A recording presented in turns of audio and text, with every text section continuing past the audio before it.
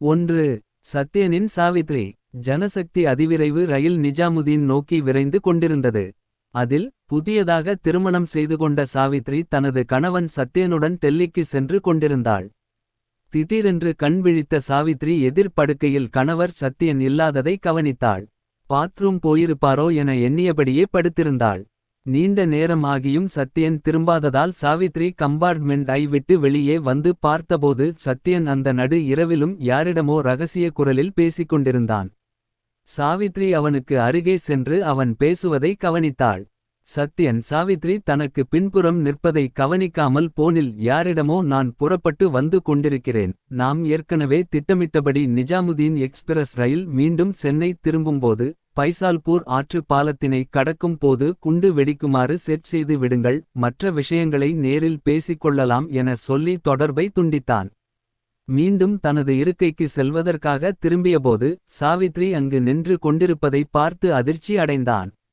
அவளை விலக்கிவிட்டு போக முயற்சித்தபோது அவனை போகவிடாமல் தடுக்கும் விதமாக குறுக்கே நின்றாள் சாவித்ரி. நீ யாரு? தீவிரவாதியா? அப்பாவி மக்களை கொல்வதற்கு திட்டம் போட்டுள்ளீர்களா? இதை நான் அனுமதிக்க மாட்டேன் என கோபத்துடன் சத்யனை பார்த்து கூறினாள். அவளை கேலியாக பார்த்த சத்யன், உனக்கு எல்லா விஷயமும் தெரிந்து விட்டதா? ஆம், நான் ஒரு தீவிரவாத குழுவை சேர்ந்தவன். அவ்வப்போது இந்த மாதிரி வெடிகுண்டுகளை வெடிக்க செய்து அரசாங்கத்துக்கு குடைச்சல் கொடுப்பதுதான் எங்க இயக்கத்தின் முக்கிய வேலை என்றான். அதை கேட்ட சாவித்ரி ஆவேசத்துடன், என்னோட பெற்றோர்கள் உயிருடன் இல்லை. நீ எனக்கு நல்ல கணவனா அன்பா என்ன பாத்துப்பேன்னு நினைச்சுதான் உன்னோட பழகி காதலிச்சு கல்யாணம் செஞ்சுக்கிட்டேன். ஆனா இப்பதான் தெரியுது நீ ஒரு அயோக்கியன், தேச துரோகின்னு. உன்னால நூத்துக்கணக்கான அப்பாவிங்க உயிர் இழக்கவும் அனுமதிக்க மாட்டேன். உடனடியாக உன்னோட திட்டத்தை நிறுத்தணும். மரியாதையா போலீஸ்ல சரணடைஞ்சுடு என ஆவேசமாக பேசினாள் சாவித்ரி. நீ இதிலெல்லாம் தலையிடாதே. நாங்க எங்க லட்சியம் நிறைவேற என்ன வேணும்னாலும் செய்வோம். நீ என்ன மாட்டிவிட முயற்சி செய்தால் உன்னை கொலை செய்யவும் தயங்க மாட்டேன் என மிகவும் கொடூரமாக முகத்தை வைத்துக்கொண்டு கூறினான் சத்யன். அதை கேட்ட சாவித்ரி உன் மிரட்டலுக்கு பயப்பட மாட்டேன் என்று கூறிக்கொண்டே தனது கையில் வைத்திருந்த மொபைலிலிருந்து ரயில்வே போலீஸ்க்கு போன் செய்ய முயன்றாள். சத்யன் உடனே பாய்ந்து அவளது செல்லை தட்டிவிட்டான். அப்போது தனது மொபைலை எடுப்பதற்காக கீழே குனிந்த சாவித்ரி, பல உயிர்களை காப்பாற்ற இவன் ஒருவனுடைய உயிர் போனால் பரவாயில்லை என சில வினாடிகளில் மனதிற்குள் தீர்மானித்து கதவருகே நின்று கொண்டிருந்த சத்யனை தன் பலமனைத்தையும் உபயோகித்து வெளியே தள்ளினாள். இதை எதிர்பார்க்காத சத்யன் நிலை தடுமாறி ஓடும் ரயிலில் இருந்து அலறிக்கொண்டே வெளியில் விழுந்து உயிர் இழந்தான். அடுத்த நிமிடமே ரயிலின் அபாய சங்கிலியை இழுத்து நிறுத்திய சாவித்ரி வண்டி நின்றவுடன் அங்கு வந்த ரயில்வே அதிகாரியிடமும் ரயில்வே பாதுகாப்பு காவலர்களிடமும், நான் எனது கணவரை ஓடும் ரயிலில் இருந்து தள்ளிவிட்டேன். அதற்கான காரணத்தை விசாரணை அதிகாரியிடம் தெரிவிப்பேன். என்னை காவல் அதிகாரியிடம் ஒப்படையுங்கள் என கூறினாள். அவளை ஆச்சரியத்துடன் பார்த்த ரயிலின் தலைமை பரிசோதகர் வெளியே தள்ளிவிடப்பட்ட சத்யனின் உடலை தேடிக் கண்டுபிடிக்க ரயில்வே காவலர்களை அறிவுறுத்தினார். உடனே உயர் அதிகாரிகளை தொடர்பு கொண்டு நடந்தவைகளை கூறி உரிய நடவடிக்கை எடுக்க கேட்டுக்கொண்டார். சாவித்ரிக்கு அருகிலேயே 2 காவலர்கள் நின்று கொண்டனர்.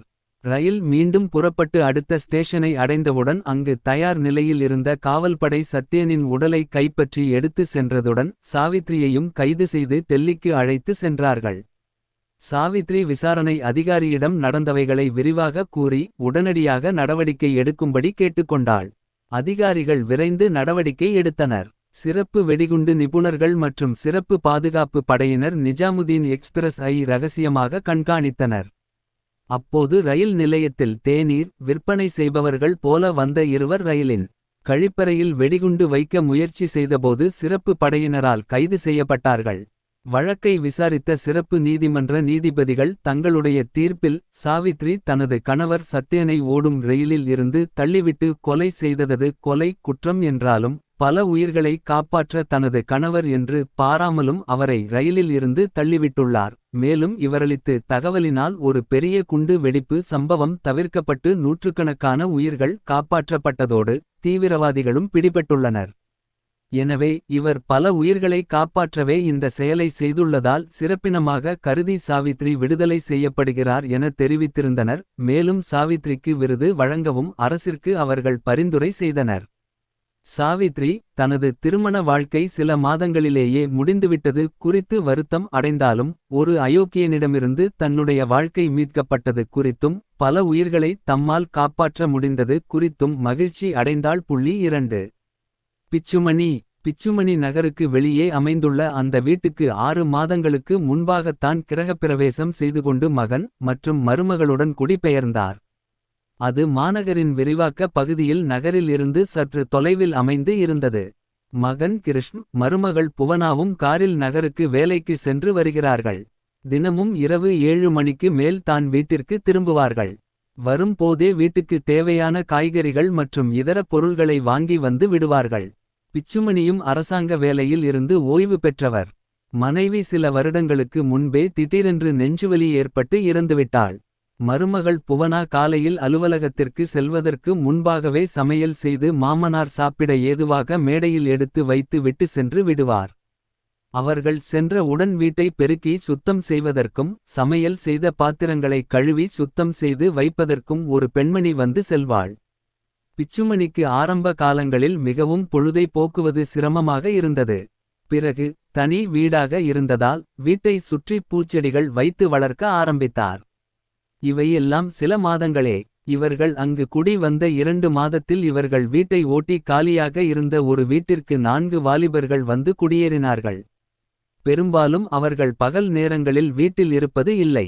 ஆனால் இரவு நேரங்களில் விடிய அவர்கள் வீட்டில் விளக்கு எரிந்து கொண்டிருக்கும். அவர்கள் அனைவரும் தமிழ்நாட்டை சேர்ந்தவர்கள் அல்ல என்பது அவர்களை பார்க்கும் போதே தெரிந்தது. அவர்களில் இருவர் வட இந்தியர்கள் போலவும் இருவர் கேரள முஸ்லிம்கள் போலவும் தெரிந்தார்கள். எப்போதாவது பிச்சுமணியை செல்வார்கள். வெளியில் சந்திக்கும்போது அவருக்கு வணக்கம் தெரிவித்து விட்டு பிச்சுமணி அவர்களது வேலையை குறித்து விசாரித்தபோது, அவர்கள் அனைவரும் ஐடி கம்பெனியில் வேலை பார்ப்பதாகவும் பகல் இரவு பணிக்கு மாறி சென்று வருவதாகவும் அவர்கள் அனைவரும் வெளி மாநிலங்களை சேர்ந்தவர்கள் என்றும் கூறினார்கள்.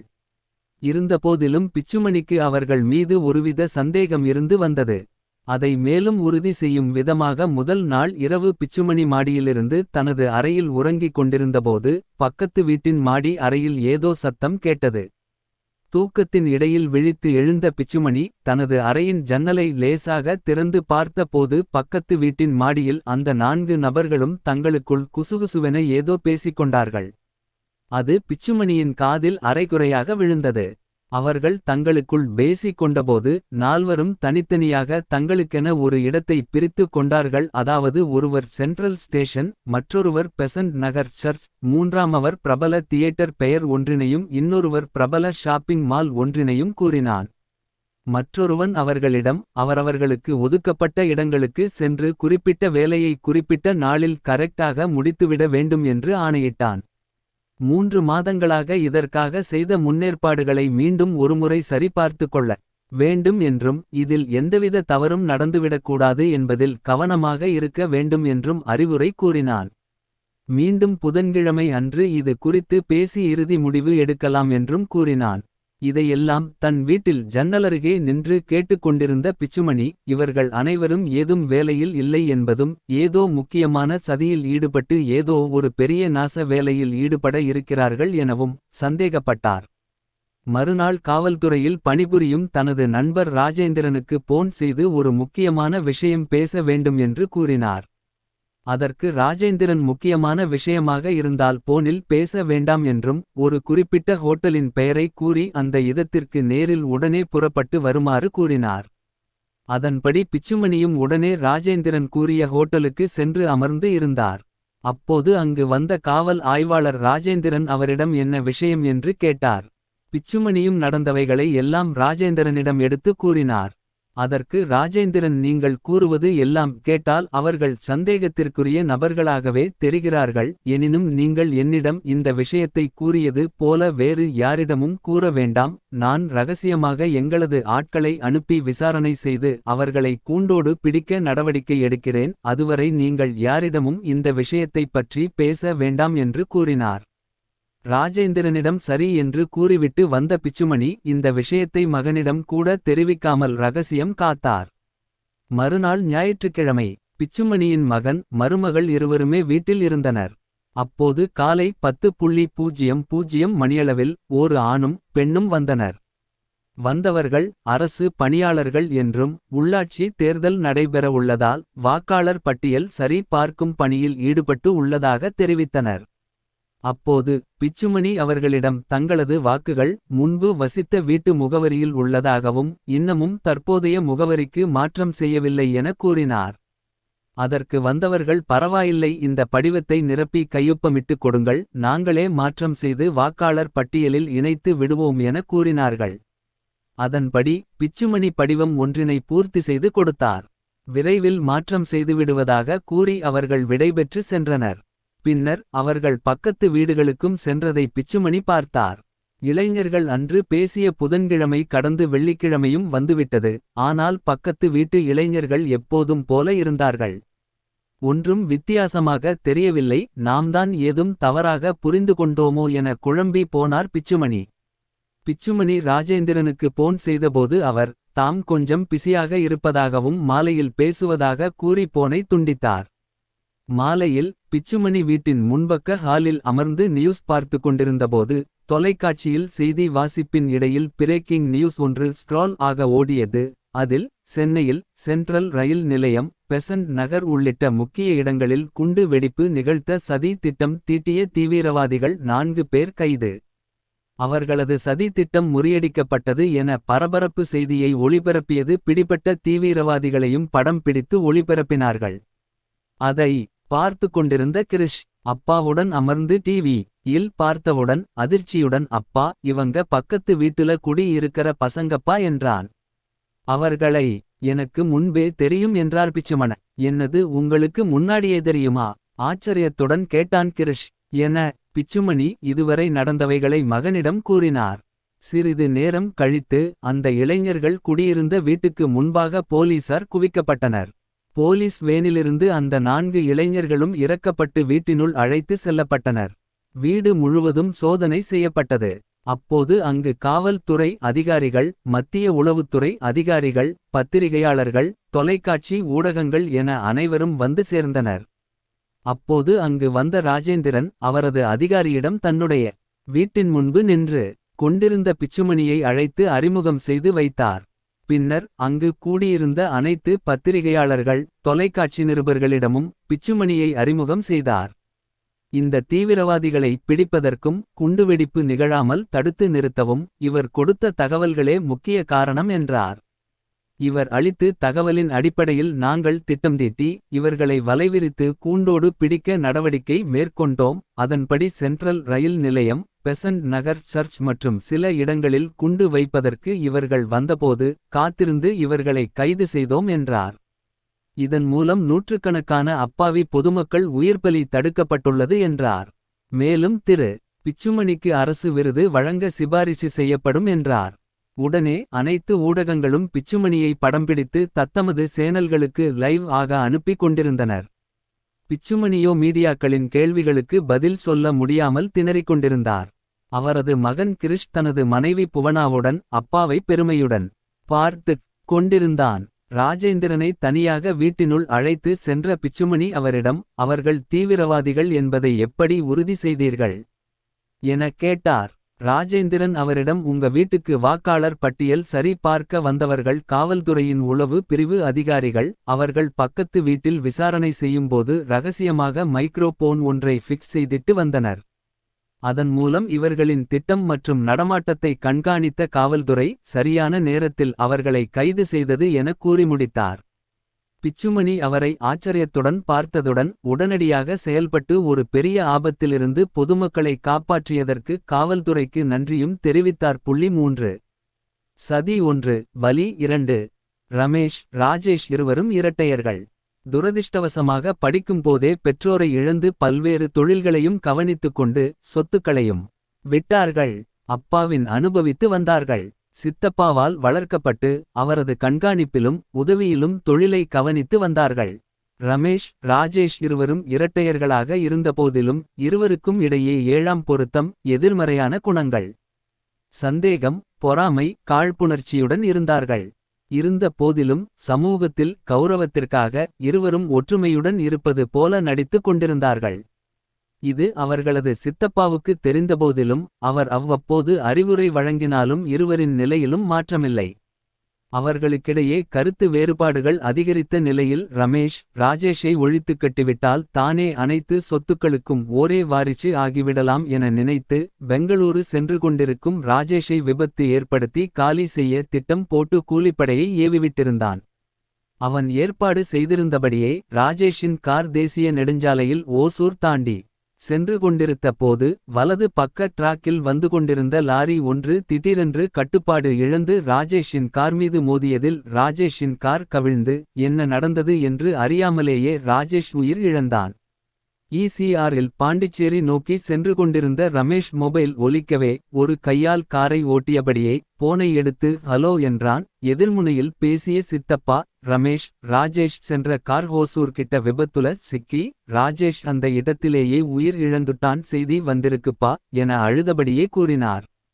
உடனே தன்னுடைய திட்டம் நிறைவேறிவிட்டது என மனதிற்குள் சந்தோஷம் அடைந்த ரமேஷ் அதை வெளியில் காட்டிக்கொள்ளாமல் பேச்சில் அதிர்ச்சியையும் அழுகையையும் வெளிப்படுத்தியவாறு என்ன சித்தப்பா சொல்றீங்க, ராஜேஷ் இறந்துட்டானா, என்னால தாங்கிக் கொள்ளவே முடியலையே என கூறிக்கொண்டிருந்தபோது பக்கவாட்டு சாலையிலிருந்து மெயின் ரோட்டிற்கு திடீரென்று திரும்பிய லாரி மீது மோதாமல் இருப்பதற்காக காரை இடதுபுறம் திருப்பிய போது முன்னால் சென்று கொண்டிருந்த டேங்கர் லாரி மீது மோதி தலைகுப்புற கவிழ்ந்து இடிபாடுகளில் சிக்கி ராஜேஷ் போன இடத்துக்கே ரமேஷும் போய் சேர்ந்தான். இதை அறியாத சித்தப்பா ரமேஷுடன் பேசிக் கொண்டிருந்த போது ஏதோ பெரிய சத்தம் கேட்டதையும் அதன் பின் போன் இணைப்பு துண்டிக்கப்பட்டதாலும் என்ன நடந்தது என தெரியாமல் தவித்துக் கொண்டிருந்தார். 4 துரோகத்தின் நிழல். அந்த தனியார் நிறுவனத்தின் மேலாண் இயக்குனர் ரகுநாத் எச்.ஆர். மேனேஜர் சாம்பசிவத்தை அழைத்து துணை பொது மேலாளர் பதவிக்கு தகுதியான பணியாளர்களின் பட்டியல் தயாரித்துவிட்டீர்களா எனக் கேட்டார். ஆம், சீனியரிட்டி மற்றும் பணித்திறன் அடிப்படையில் 4 பணியாளர்களின் பெயர்கள் அடங்கிய பட்டியல் தயாரித்து உங்கள் பார்வைக்கு வைத்துள்ளேன். அதிலிருந்து நீங்கள் தேர்வு செய்யும் நபருக்கு பதவி உயர்வு வழங்கலாம் என்றார். அவரது மேசையில் வைக்கப்பட்டிருந்த கோப்பினை எடுத்து பார்த்தார் ரகுநாத். அதில் கிருஷ்ணா, ராஜேஷ், ரவி, பிரசாத் ஆகிய 4 பெயர்கள் இடம்பெற்றிருந்தது. இதில் கிருஷ்ணாவும் பிரசாத்தும் நண்பர்கள் என்ற போதிலும் கிருஷ்ணாவிற்கு பிரசாத்தின் மீது எப்போதும் ஒரு பொறாமை மற்றும் காழ்ப்புணர்ச்சி இருந்து வந்தது. பிரசாத் எப்போதும் தனக்கு அளிக்கும் பணிகளை விரைவாக முடித்து நிர்வாகத்திடம் நல்ல பெயர் வாங்குவதோடு மட்டும் அல்லாமல் பணிகளில் மற்றவர்களுக்கும் உதவி செய்வான். இது கிருஷ்ணாவிற்கு சுத்தமாக பிடிக்காது. ஏனென்றால் பிரசாத் விரைவாக வேலைகளை முடித்து விடுவதால் நிர்வாகம் தன்னிடமும் அதேபோன்று வேலைகளை விரைவாக முடிக்க சொல்லி வற்புறுத்துவதாக எண்ணினான். கிருஷ்ணா வேலைகளை செய்தாலும் மிகவும் நிதானமாகத்தான் செய்வான். தனக்கு அளிக்கப்படும் சம்பளத்திற்கு இந்த அளவிற்கு வேலை செய்தால் போதும் என்ற மனப்பான்மையுடன் அவன் வேலை செய்வான். பிரசாத்தை சக ஊழியர்கள் பாராட்டி பேசும் போதெல்லாம் கிருஷ்ணாவிற்கு மிகவும் எரிச்சலாக இருக்கும். அதை வெளியே காட்டிக்கொள்ளாமல் பிரசாத்திற்கு உண்மையான நண்பனைப் போல நடந்து கொள்வான். ஆனால் பிரசாத்தின் வேலைகளில் ஏதேனும் சிறு தவறு செய்து விட்டாலும் கூட அதை பெரிதுபடுத்தி கிண்டல் செய்வான். எல்லோரிடமும் அதனை விமர்சனம் செய்வான். பிரசாத்தோ அதனை சிரித்தபடியே ஏற்றுக்கொள்வான். ஆனாலும் இவையெல்லாம் பிரசாத்திற்கு தெரியாமலில்லை. இருந்தபோதிலும் அவன் நட்பை இழக்க விரும்பாமல் கிருஷ்ணாவுடன் தொடர்ந்து பழகி வந்தான். மறுநாள் எம்.டி. ரகுநாத் பட்டியலில் இடம்பெற்றிருந்த ஒவ்வொருவரையும் தன்னுடைய கேபினுக்கு அழைத்து உரையாடினார். அவர் கிருஷ்ணாவை கூப்பிட்டு பணிகளைப் பற்றி விசாரித்துவிட்டு யாருக்கு பதவி உயர்வு தருவது என்று நிர்வாகம் இன்னமும் முடிவு செய்யவில்லை. இந்த பதவி உயர்வினை உங்களுக்கு வழங்காமல் வேறு ஒருவருக்கு வழங்குவதாக இருந்தால் நீங்கள் யாரை சிபாரிசு செய்வீர்கள் என கிருஷ்ணாவிடம் கேட்டார். உடனே கிருஷ்ணா எனக்கு பதவி உயர்வு வழங்கப்படவில்லை என்றால் ராஜேஷுக்கு வழங்குங்கள், அவர் அதற்கு முழு தகுதி படைத்தவர் என்றான். உடனே ரகுநாத் ஆச்சரியத்துடன் என்ன உங்களது நண்பர் பிரசாத்தை சிபாரிசு செய்யாமல் வேறு ஒருவரை சிபாரிசு செய்கிறீர்களே என கேட்டார். அதற்கு கிருஷ்ணா பிரசாத் என் நண்பராக இருந்தாலும் அவனுக்கு தனக்கு மட்டும் தான் எல்லாம் தெரியும் என்ற ஒரு மமதை உண்டு. தன்னை எல்லோரும் புகழ வேண்டும் என்பதற்காகவே தான் மட்டுமே பணிகளை சிறப்பாக செய்வது போல நடிப்பான். மற்றவர்கள் முன்னுக்கு வருவதை அவன் விரும்பமாட்டான் என பிரசாத்தின் மீது இருந்த காழ்ப்புணர்ச்சியின் காரணமாக பிரசாத்தைப் பற்றி குறை கூறி பேசிக்கொண்டே போனான். அவனை கை அமர்த்திய ரகுநாத் சரி நீங்கள் போகலாம் என்றார். கிருஷ்ணாவும் நன்றி தெரிவித்து விட்டு வெளியே வந்தான். அதன் பிறகு பட்டியலில் இடம் பெற்றிருந்த ரவி மற்றும் ராஜேஷ் இருவரையும் கூப்பிட்டு ரகுநாத் விசாரித்தபோது அவர்கள் இருவருமே பிரசாத்தைப் பற்றி உயர்வாக கூறி அவனுக்கே பதவி உயர்வு வழங்க வேண்டும் என்று கேட்டுக்கொண்டார்கள். பிறகு ரகுநாத் பிரசாத்தை கூப்பிட்டு அவனிடமும் கிருஷ்ணாவிடம் கேட்டது போலவே உங்களுக்கு பதவி உயர்வு வழங்கவில்லை என்றால் வேறு யாருக்கு நீங்கள் சிபாரிசு செய்வீர்கள் என கேட்டார். அதற்கு பிரசாத் உடனே எனக்கு வழங்கா விட்டாலும் பரவாயில்லை, கிருஷ்ணாவிற்கு பதவி உயர்வு வழங்குங்கள் என்றான். அதன் மூலம் அவன் திறமை மேலும் வெளிப்பட வாய்ப்பு உள்ளது என்றான். அதை கேட்டு ஆச்சரியமடைந்த ரகுநாத், மிஸ்டர் பிரசாத், நீங்கள் என்ன கூறுகிறீர்கள்? நீங்கள் அவருக்கு பதவி உயர்வு அளிக்க சிபாரிசு செய்கிறீர்கள், ஆனால் அவர் உங்களுக்கு பதவி உயர்வு அளிக்க கூடாது என்று சொல்லி வேறு ஒருவரை சிபாரிசு செய்கிறார், நீங்களே பாருங்கள் என்று கூறி சிசிடிவியில் பதிவாகியிருந்த காட்சிகளை பிரசாத்திடம் காட்டினார். அதை பார்த்த பிறகும் பிரசாத் சிரித்துக்கொண்டே, சார், அவன் என்னைப் பற்றி குறை சொல்வதில் எனக்கு எந்த ஒரு வருத்தமும் இல்லை, அவனுக்கு எப்போதும் என் மீது ஒரு காழ்ப்புணர்ச்சி உண்டு என்பதும் எனக்கு தெரியும், இருந்தபோதிலும் நட்பை இழக்க விரும்பாமல் நான் தொடர்ந்து அவனுடன் பழகிக் கொண்டிருக்கிறேன். மேலும் நீங்கள் தற்போது அவனுக்கு ஒரு பதவி உயர்வு வழங்கினால் அவனுடைய பணிகளில் மற்றும் பழக்கவழக்கங்களில் ஒரு நல்ல மாற்றம் ஏற்பட வாய்ப்புண்டு. அதனால் நான் அவனை சிபாரிசு செய்தேன், இனி நீங்கள் முடிவு செய்து கொள்ளுங்கள் என்றான் எம்.டி. யிடம். அதை கேட்ட ரகுநாத் சிரித்துக்கொண்டே சரி, நீங்கள் போகலாம் என்றார் பிரசாத்திடம். பிறகு ரகுநாத் எச்.ஆர். மேனேஜர் சாம்பசிவத்தை அழைத்து அவரிடம் இந்த பட்டியலில் உள்ள 4வரில் ரகு, ராஜேஷ் இருவரும் பணியில் இளையவர்கள், அவர்களுக்கு இன்னமும் நிறைய வாய்ப்புகள் எதிர்காலத்தில் உள்ளது, கிருஷ்ணவோ பணிகளிலும் மனதளவிலும் இன்னமும் பக்குவப்பட வேண்டியுள்ளது. எனவே பிரசாத்திற்கு பதவி உயர்வு அளித்து உடனடியாக ஆணைகளை வழங்கி விடுங்கள் என்றார். அதை ஏற்றுக்கொண்ட ஹெச்.ஆர். மேனேஜர் சாம்பசிவம் அடுத்த ஒரு மணி நேரத்தில் பிரசாத்தை துணை பொது மேலாளராக பதவி உயர்வு வழங்கி ஆணைகளை அளித்தார். அதை கேள்விப்பட்டவுடன் கிருஷ்ணா வழக்கம் போல மனதில் எரிச்சலுடனும் பொறாமையுடனும் முகத்தில் புன்னகையுடனும் பிரசாத்திடம் வந்து வாழ்த்துக்கள் என கை குலுக்கினான். ஒற்றை மேற்கோள்குறி. பிரசாத்தும் கிருஷ்ணா தனக்கு எதிராக பேசியதை அறிந்தும் அதை அவனிடம் வெளிக்காட்டிக் கொள்ளாமல் சிரித்தபடியே நன்றி என கூறிக்கொண்டே கை குலுக்கினான். 5. உப்பை தின்றவன். பிரபல கட்டுமான நிறுவனத்தின் உரிமையாளர் முத்துரங்கன் அவர்களது நிறுவனத்தின் சார்பாக புதிதாக கட்டப்பட்டு வந்த கட்டிடத்தின் 8வது மாடியில் இருந்து தவறி விழுந்து மரணம் அடைந்தார் என அனைத்து செய்தி சேனல்களிலும் ஸ்க்ரோலிங் செய்தி ஓடியது. விபத்து தொடர்பாக அங்கு பணியில் இருந்த அனைத்து தொழிலாளர்களிடமும் போலீஸ் விசாரணை நடத்தி வருவதாகவும் அச்செய்தி மேலும் தெரிவித்தது. முத்துரங்கம் கட்டுமான தொழில் பிரபலமானவர். அவர் ஆரம்ப காலகட்டங்களில் சட்டத்திற்கு புறம்பான தொழில்களில் ஈடுபட்டு பின்னர் அரசின் பல்வேறு துறைகளிலும் சிறு சிறு ஒப்பந்த பணிகளையும் எடுத்து செய்து வந்தார். பின்னர் நாளடைவில் தனியார் நிறுவனங்களுக்கு கட்டிடங்கள் கட்டும் பணியை செய்து வந்தார். அவர் ஆளும் கட்சியின் ஆதரவாளர், அமைச்சர் ஒருவரின் பினாமி ஆகையால் தொழிலில் இருந்த சக போட்டியாளர்கள் கூட அவரிடம் சற்று ஒதுங்கியும் பயத்துடனும் பழகி வந்தனர். தற்போதும் கூட ஒரு தனியார் மென்பொருள் நிறுவனத்துக்காக 10 மாடி கட்டிடம் ஒன்றை கட்டி வந்தார். அதில் குருபிரசாத் சைட் என்ஜினியராக அங்கேயே தங்கியிருந்து வேலை பார்த்து வந்தான். முத்துரங்கத்தின் மரணம் குறித்து அங்கு வேலை பார்த்து வந்த அனைத்து பணியாளர்கள் மற்றும் தொழிலாளர்களிடம் விசாரணையை துவக்கிய காவல்துறை ஆய்வாளர் ராஜேந்திரன் குருபிரசாத்திடம் முதலில் விசாரணையை தொடங்கினார். குருபிரசாத்திடம் சொல்லுங்க, அன்று என்ன நடந்தது என கேட்டார். ஒற்றை மேற்கோள்குறி. அன்று ஞாயிற்றுக்கிழமை வேலைகள் எதுவும் நடைபெறவில்லை. பொதுவாக முதலாளி ஞாயிற்றுக்கிழமைகளில் இரவு 8 மணி அளவில் சைட்டுக்கு வந்து கட்டுமான பணிகளின் நிலை குறித்து நேரில் வந்து பார்த்து தெரிந்து கொள்வார். வேலையின் முன்னேற்றத்திற்காக தேவையான ஆலோசனைகளையும் வரும் வாரத்தில் முடிக்க வேண்டிய பணிகள் குறித்தும் அறிவுரைகள் வழங்குவார். வாரத்தின் இடைப்பட்ட நாட்களில் முதலாளியின் மகன் ரமேஷ் எப்போதாவது வந்து பணிகளை பார்த்து செல்வார். நானும் முதலாளி வந்தவுடன் அவரிடம் இந்த வாரம் நடைபெற்ற பணிகள் குறித்து விரிவாக எடுத்துச் சொல்லுவேன் என்றான் குருபிரசாத். நீங்க எங்கே இருந்து வருகிறீர்கள், உங்க ஊர் எது என பிரசாத்திடம் கேட்டார் ராஜேந்திரன். நான் சேலத்தை சேர்ந்தவன். இங்கே எனக்கு ஒரு அலுவலக அறையும் தங்குவதற்கான இடம் ஒதுக்கித் தந்துள்ளார்கள். நான் இங்கேயே தங்கி சமைத்து சாப்பிட்டுக் கொண்டிருக்கிறேன் என்றான். ஊரில் அம்மா மட்டும் இருந்தாங்க, அவங்களும் போன வருடம் இறந்துட்டாங்க என்றான். சரி, இப்ப சொல்லுங்க, முத்துரங்கன் எப்படி கீழே விழுந்தார்? அன்னைக்கும் முதலாளி வந்து கட்டுமான பணிகளை பார்த்து கொண்டிருந்தார். 8வது மாடியில் ஜன்னல்கள் இன்னமும் நிறுவப்படவில்லை. அந்த இடத்தில் கண்ணாடியாலான ஜன்னல்கள் பொருத்தப்பட வேண்டும். அதுவரை அந்த இடத்தில் மரத்தடுப்புகள் வைத்திருந்தோம். என்னிடம் பேசிக்கொண்டே அந்த மரத்தடுப்பில் தடுப்பில் கைகளை ஊன்றி ஜன்னலுக்கு வெளியே எட்டி பார்த்தார் முதலாளி. அப்போது அந்த மரத்தடுப்பு திடீரென்று முறிந்து முதலாளியின் பிடி விலகி தடுமாறி மேலே இருந்து கீழே விழ ஆரம்பித்தார். அதை பார்த்து அதிர்ச்சி அடைந்த நான் பயத்தில் அலறினேன். கீழே இறங்கி ஓடினேன். அதற்குள் கீழே நின்றிருந்த கட்டுமான தொழிலாளர்கள் முதலாளி விழுவதை பார்த்துவிட்டு ஓடிப்போய் இரத்தவெள்ளத்தில் கிடந்த முதலாளியை தூக்கினார்கள். உடனே அவரது மகன் ரமேஷுக்கு தகவல் தெரிவித்துவிட்டு அவரது காரிலேயே மருத்துவமனைக்கு அவரை எடுத்துச் சென்றோம். ஆனால் மருத்துவமனையில் அவரை பரிசோதித்து பார்த்த மருத்துவர்கள் அவர் இறந்து விட்டார் என்று கூறிவிட்டார்கள் என சோகமாக கூறி முடித்தான் குருபிரசாத்.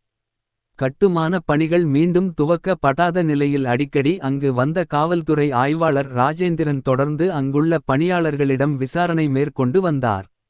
இந்நிலையில் குரு பிரசாத் தனது தாயாரின் நினைவு நாளை முன்னிட்டு சேலம் சென்றுவர முதலாளியின் மகன் ரமேஷிடம் அனுமதி கேட்டான். அப்போது அங்கு அமர்ந்திருந்த காவல் ஆய்வாளர் ராஜேந்திரன் எத்தனை நாளில் திரும்பி வருவீர்கள் என கேட்டார். அதற்கு அவன் அடுத்த வாரம் திரும்ப வந்து விடுவேன் என்றான். சரி, போயிட்டு வாங்க என்றார் முதலாளியின் மகன் ரமேஷ். பிறகு ராஜேந்திரன் முதலாளியின் மகன் ரமேஷ் உடன் சிறிது நேரம் பேசிக்கொண்டிருந்து விட்டு சென்றார். சேலத்திற்கு சென்ற குருபிரசாத் அம்மாவின் நினைவு நாள் சடங்குகளை செய்வதற்காக அம்மாவின் சமாதிக்கு சென்றான். அங்கு தாயாரின் சமாதி முன் நின்று கைகூப்பி வணங்கி கண்கலங்கியபடி அம்மா, அப்பாவின் சாவுக்கு காரணமானவர்களை பழி தீர்த்து விட்டேன், இனி அப்பாவோட ஆன்மா சாந்தி அடையும் என்று கூறிக் கொண்டிருந்தான். அப்போது திடீரென்று குருபிரசாத்தை சுற்றி வளைத்தது போலீஸ். அதிர்ச்சி அடைந்த குருபிரசாத் நிமிர்ந்து பார்த்தபோது அங்கே காவல் ஆய்வாளர் ராஜேந்திரன் நின்று கொண்டிருந்தார். அவர் அவனுக்கு கைவிலங்கு போட்டார். உடனே குருபிரசாத், என்னை ஏன் கைது செய்கிறீர்கள் என திமிரியபடி அவரிடம் கேட்டான். உன் முதலாளி முத்துரங்கனை மாடியிலிருந்து கீழே தள்ளிவிட்டு கொலை செய்ததற்காக உன்னை கைது செய்கிறேன் என்றார் ராஜேந்திரன். உடனே குருபிரசாத், நான் அவரை கொலை செய்யவில்லை என கத்தினான். எதைச் சொல்வதாக இருந்தாலும் கோர்ட்டில் வந்து சொல்லிக்கொள் என கூறியபடியே அவனை வேனில் ஏற்றி சென்னைக்கு கொண்டு வந்தார்கள். போலீஸ் விசாரணைக்கு முதலில் ஒத்துழைக்க மறுத்த குருபிரசாத் போலீசின் தனிப்பட்ட கவனிப்புகளுக்கு பின் உண்மையை ஒத்துக்கொண்டு தகவல்களை சொல்ல ஆரம்பித்தான். நான் அப்போது 10ஆம் வகுப்பு படித்துக் கொண்டிருந்தேன். என்னுடைய தந்தை குமரேசன் விருதுநகர் மாவட்டத்தில் வருவாய் துறையில் அதிகாரியாக பணியாற்றி வந்தார். நேர்மையான அதிகாரியாக இருந்ததால் பலரின் பகையை சம்பாதித்துக் கொண்டார். முக்கியமாக ஆற்றுமணல் கடத்துவதை தடுக்க பல வழிகளிலும் போராடினார். மணல் கடத்துபவர்கள் யாராக இருந்தாலும் பயமில்லாமலும் சிபாரிசுகளுக்கு மதிப்பளிக்காமல் மணல் கடத்தும் நபர்களை பிடித்து சிறையில் தள்ளியும் அவர்களின் லாரிகளை பறிமுதல் செய்தும் நடவடிக்கை எடுத்தார். ஒரு முறை தற்போது இறந்து போன முத்து ரங்கனின் லாரிகளை கைப்பற்றி நீதிமன்றத்தில் ஒப்படைத்து அவரது ஆட்களையும் கைது செய்து சிறையில் அடைத்தார். இதனால் பாதிக்கப்பட்ட முத்துரங்கன் இடைத்தரகர் மூலம் அப்பாவிடம் லஞ்சம் கொடுக்க பேரம் பேசினார். ஆனால் அப்பா நேர்மையான முறையில் பணியாற்றியதால் தொடர்ந்து முத்துரங்கனின் ஆட்கள் மணல் கடத்துவதை தடுத்தார். லாரிகளை பறிமுதல் செய்து கோர்ட்டில் ஒப்படைத்தார்.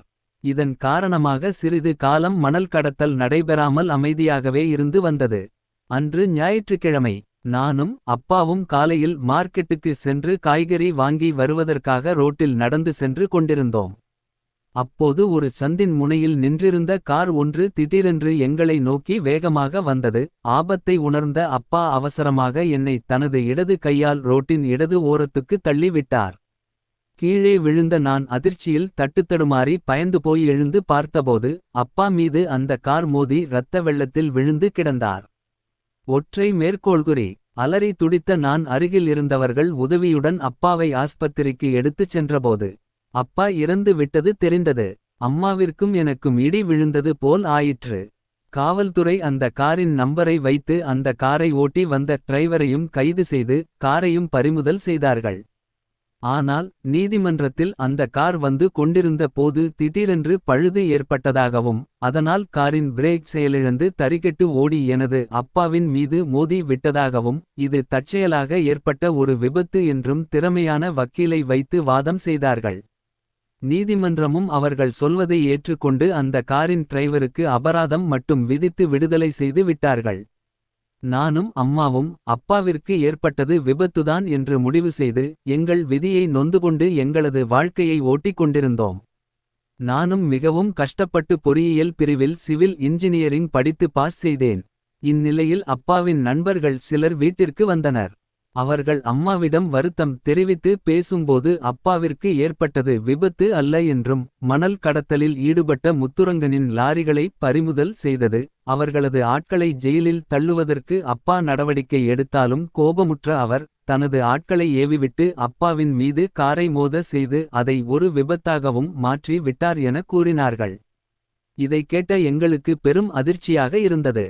அம்மா மிகவும் வருத்தப்பட்டு கதறி அழுதாள். அப்பாவின் அலுவலக நண்பர்கள் கூறியதை உறுதி செய்வதைப் போல நான் அந்த காரை பற்றி விசாரித்தபோது அந்த கார் முத்துரங்கனின் கார் என்பதையும் அந்த காரின் டிரைவர் தற்போது முத்து ரங்கனின் அலுவலகத்திலேயே வேலை செய்கிறார் என்றும் தெரிந்து கொண்டேன். நேர்மையாக பணியாற்றிய என் அப்பாவை திட்டமிட்டு கொலை செய்த முத்துரங்கனை எப்படியாவது பழிவாங்க வேண்டும் என முடிவு செய்தேன். அதன்படி என் அப்பா பற்றிய விவரங்களை கூறாமல் மறைத்து முத்து ரங்கனின் நிறுவனத்தில் பொறியாளராக பணியில் சேர்ந்தேன். என் அப்பாவை கொலை செய்துவிட்டு எப்படி அதை விபத்து என்று ஜோடிதார்களோ அதுபோலவே எந்தவித சந்தேகமும் வராமல் முத்துரங்கனையும் கொலை செய்ய வேண்டும் என்று தீர்மானம் செய்தேன். அதற்குரிய நாளை எதிர்பார்த்து காத்திருந்தேன். அதற்கு ஒரு வாய்ப்பாக அன்றும் எப்போதும் போல 8வது மாடிக்கு வந்தவுடன் முத்துரங்கன் ஜன்னல் வைக்க வேண்டிய இடத்தில் கைகளை வைத்து கீழே குனிந்து பார்க்கும் போது தள்ளி விட வசதியாக அந்த மரப்பலகைகளை சுவற்றில் பொருத்திய ஆணிகளை பிடுங்கி விட்டு அந்த மரப்பலகையை எந்த பிடிப்பும் இல்லாமல் நிறுத்தி தடுப்பு போல் வைத்திருந்தேன். நான் எதிர்பார்த்தது போலவே முத்துரங்கன் அந்த பலகையின் மேல் புறத்தில் உள்ளங்கைகளை ஊன்றி குனிந்து கீழே பார்த்தபோது அவை விலகி அவரை தடுமாறச் செய்தது. அந்த சந்தர்ப்பத்தை பயன்படுத்திக் கொண்ட நான் அவர் கீழே குனிந்த நிலையிலேயே அவர் கால்களை பிடித்து ஜன்னலுக்கு வெளியே தள்ளிவிட்டேன். அவர் அலறிக்கொண்டே கீழே விழும்போது நானும் கூடவே பெருங்குரலெடுத்து கத்திக்கொண்டே கீழே இறங்கி ஓடினேன். மற்றவர்களுக்கு என் மேல் சந்தேகம் வராதபடி நடந்து கொண்டேன். இவ்வாறாக என் பழியை தீர்த்து கொண்டேன் என சொல்லி முடித்தான் குருபிரசாத். அவன் காவல்துறை ஆய்வாளர் ராஜேந்திரனிடம் தெரியவில்லை என்றான். நீங்கள் எவ்வாறு கண்டுபிடித்தீர்கள் என. உடனே ராஜேந்திரன் நாங்கள் போலீஸ் உன்னை விட திறமையாக யோசிப்போம் என்றார். விபத்து நடந்ததற்கு மறுநாள் நாங்கள் அந்த தளத்தில் இருந்த ஜன்னல்களை பரிசோதித்த போது மற்ற ஜன்னல்களில் பொருத்தப்பட்டிருந்த மரப்பலகைகள் உறுதியாகவே சுவற்றுடன் இணைக்கப்பட்டிருந்தது. ஆனால் முத்துரங்கன் விழுந்த ஜன்னல் பலகை மட்டும் எப்படி விலகி இருந்தது என யோசித்தபோது மரப்பலகைகளை ஜன்னலில் அடித்து கொடுத்த ஆசாரியை கூப்பிட்டு விசாரித்தோம். அவர் அனைத்து ஜன்னல்களுக்குமே உறுதியாகத்தான் மரப்பலகைகளை ஆணியடித்து பொருத்தியதாகவும் ஆனால் இந்த ஜன்னல் பலகைகள் மட்டும் எப்படி விலகியது என்று தெரியவில்லை என்று கூறினார். மேலும் சம்பவம் நடப்பதற்கு முதல் நாள் சனிக்கிழமை அன்று இரவு நீ மட்டும் இந்த தளத்தில் ஏதோ நடமாடி கொண்டிருந்ததை கீழே உள்ள சில தொழிலாளர்கள் பார்த்துள்ளனர். மேலும் நாங்கள் உன்னிடம் விசாரணை மேற்கொண்டபோது உன்னுடைய பதிலில் ஒருவித பதட்டம் இருப்பதை கவனித்தேன். எனவே உன்னை மட்டும் தனியாக கண்காணிக்க ஏற்பாடு செய்திருந்தேன். நான் எதிர்பார்த்தது போலவே நீ உனது அம்மாவின் நினைவு நாள் சடங்குகளுக்காக சேலம் செல்லப் போவதாக கூறினாய். எங்களுக்கு உன் மீது மேலும் சந்தேகம் வலுத்தது. அதற்கேற்றாற் போல் நீ உன் அம்மாவின் சமாதியில் அம்மா நான் அப்பாவை கொன்றவனை கொலை செய்து பழி தீர்த்து கொண்டேன் என கூறியதை நாங்கள் கேட்டோம். உடனே உன்னை கைது செய்து சென்னைக்கு கொண்டு வந்தோம் என கூறி முடித்தார் ராஜேந்திரன். குருபிரசாத் எந்தவித சலனமும் இல்லாமல் உப்பை தின்றவன் தண்ணீர் குடிப்பான் என்பது போல என் அப்பாவை கொலை செய்த முத்துரங்கனை குற்றங்களை நான் கொலை செய்தேன். அதேபோல நான் செய்த கொலைக்கும் தண்டனையை அனுபவிக்க நான் தயாராகவே உள்ளேன் என்றான் உறுதியாக. 6 போயிங் XF 555 சிங்கப்பூர் செல்லும் விமானம் புறப்பட தயாராக இருந்தது. புறப்படுவதற்கு இன்னமும் 40 நிமிடங்கள் இருந்த நிலையில் பயணிகள் பரிசோதனைக்கு பின் விமானத்தினுள் அனுமதிக்கப்பட்டனர். இந்த விமானத்தில் பயணம் செய்ய முன்பதிவு செய்திருந்த சில பயணிகள் இன்னமும் வரவில்லை. இன்னும் 30 நிமிடங்களுக்குள் அவர்கள் வரவில்லை எனில் பயணிகளை விமானத்திற்குள் அனுமதிக்கும் என்றே கேட் மூடப்பட்டுவிடும். எனவே இன்னமும் வராத பயணிகள் குறித்து ஒலிபெருக்கியில் அழைப்பு விடுத்த வண்ணம் இருந்தனர். சிங்கப்பூர் கால் டாக்சியில் வந்து கொண்டிருந்த ராகேஷ் டென்ஷன் ஆக இருந்தான். அவன் விமானத்தை பிடிக்க இன்னமும் 30 நிமிடங்களே இருந்தது. டாக்ஸி டிராபிக் ஜாம் இல் மிக மெதுவாக நகர்ந்தது. அவன் இந்த விமானத்தில் கட்டாயம் சென்றே ஆக வேண்டும். நாளை சிங்கப்பூரில் நடைபெறவிருக்கும் ஒரு முக்கியமான நிகழ்ச்சியில் கலந்து கொள்ள வேண்டும். தன்னால் குறிப்பிட்ட நேரத்திற்குள் விமான நிலையம் போய் சேர முடியாது என்பதை உணர்ந்த அவன் டாக்ஸி ஓட்டுநரிடம் சாலையின் இடதுபுறம் இருந்த ஷாப்பிங் காம்ப்ளெக்ஸ் ஓரம் நிறுத்த சொன்னான். அவசரமாக உள்ளே சென்ற அவன் பொது தொலைபேசி மையத்திற்குள் அவசரமாக சென்று கதவை மூடிக்கொண்டு விமான நிலைய கட்டுப்பாட்டு அறைக்கு போன் செய்து. சிங்கப்பூர் செல்லும் போயிங் XF-555 விமானத்தில் குண்டு வைக்கப்பட்டுள்ளது. விமானம் புறப்பட்ட 10வது நிமிடத்தில் அது வெடிக்கும் என கூறிவிட்டு போனை வைத்துவிட்டான். மீண்டும் காருக்கு விரைவாக திரும்பி ஓட்டுநரிடம் விரைவாக செல் என்றான். இதற்கிடையில் போன்ல வந்த செய்தியை கேட்டவுடன் விமான நிலையம் பரபரப்பாகியது. சிங்கப்பூர் செல்லும் விமானத்தில் அமர வைக்கப்பட்ட பயணிகள் அனைவரும் மீண்டும் கீழே இறக்கிவிடப்பட்டனர். வெடிகுண்டு நிபுணர்கள் மோப்ப நாய்கள் வரவழைக்கப்பட்டு விமானத்தை தீவிரமாக சோதனை செய்தனர். இதற்கிடையில் விமான நிலையம் வந்து சேர்ந்த ராகேஷ் தன்னுடைய போர்டிங் பாஸ் ஐ காண்பித்து என்ட்ரி செய்தான். அங்கிருந்த அதிகாரி நடந்ததை கூறி விமானம் கிளம்ப தாமதமாகும் அதுவரை மற்ற பயணிகளுடன் காத்திருக்குமாறு கூறினார்.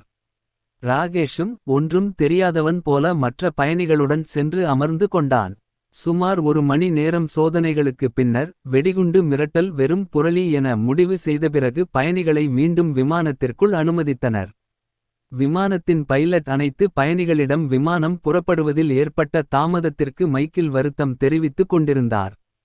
தனது இருக்கையில் அமர்ந்திருந்த ராகேஷ் சிரித்துக்கொண்டான். தன்னுடைய திட்டம் நிறைவேறியது குறித்து மகிழ்ச்சி அடைந்தான்.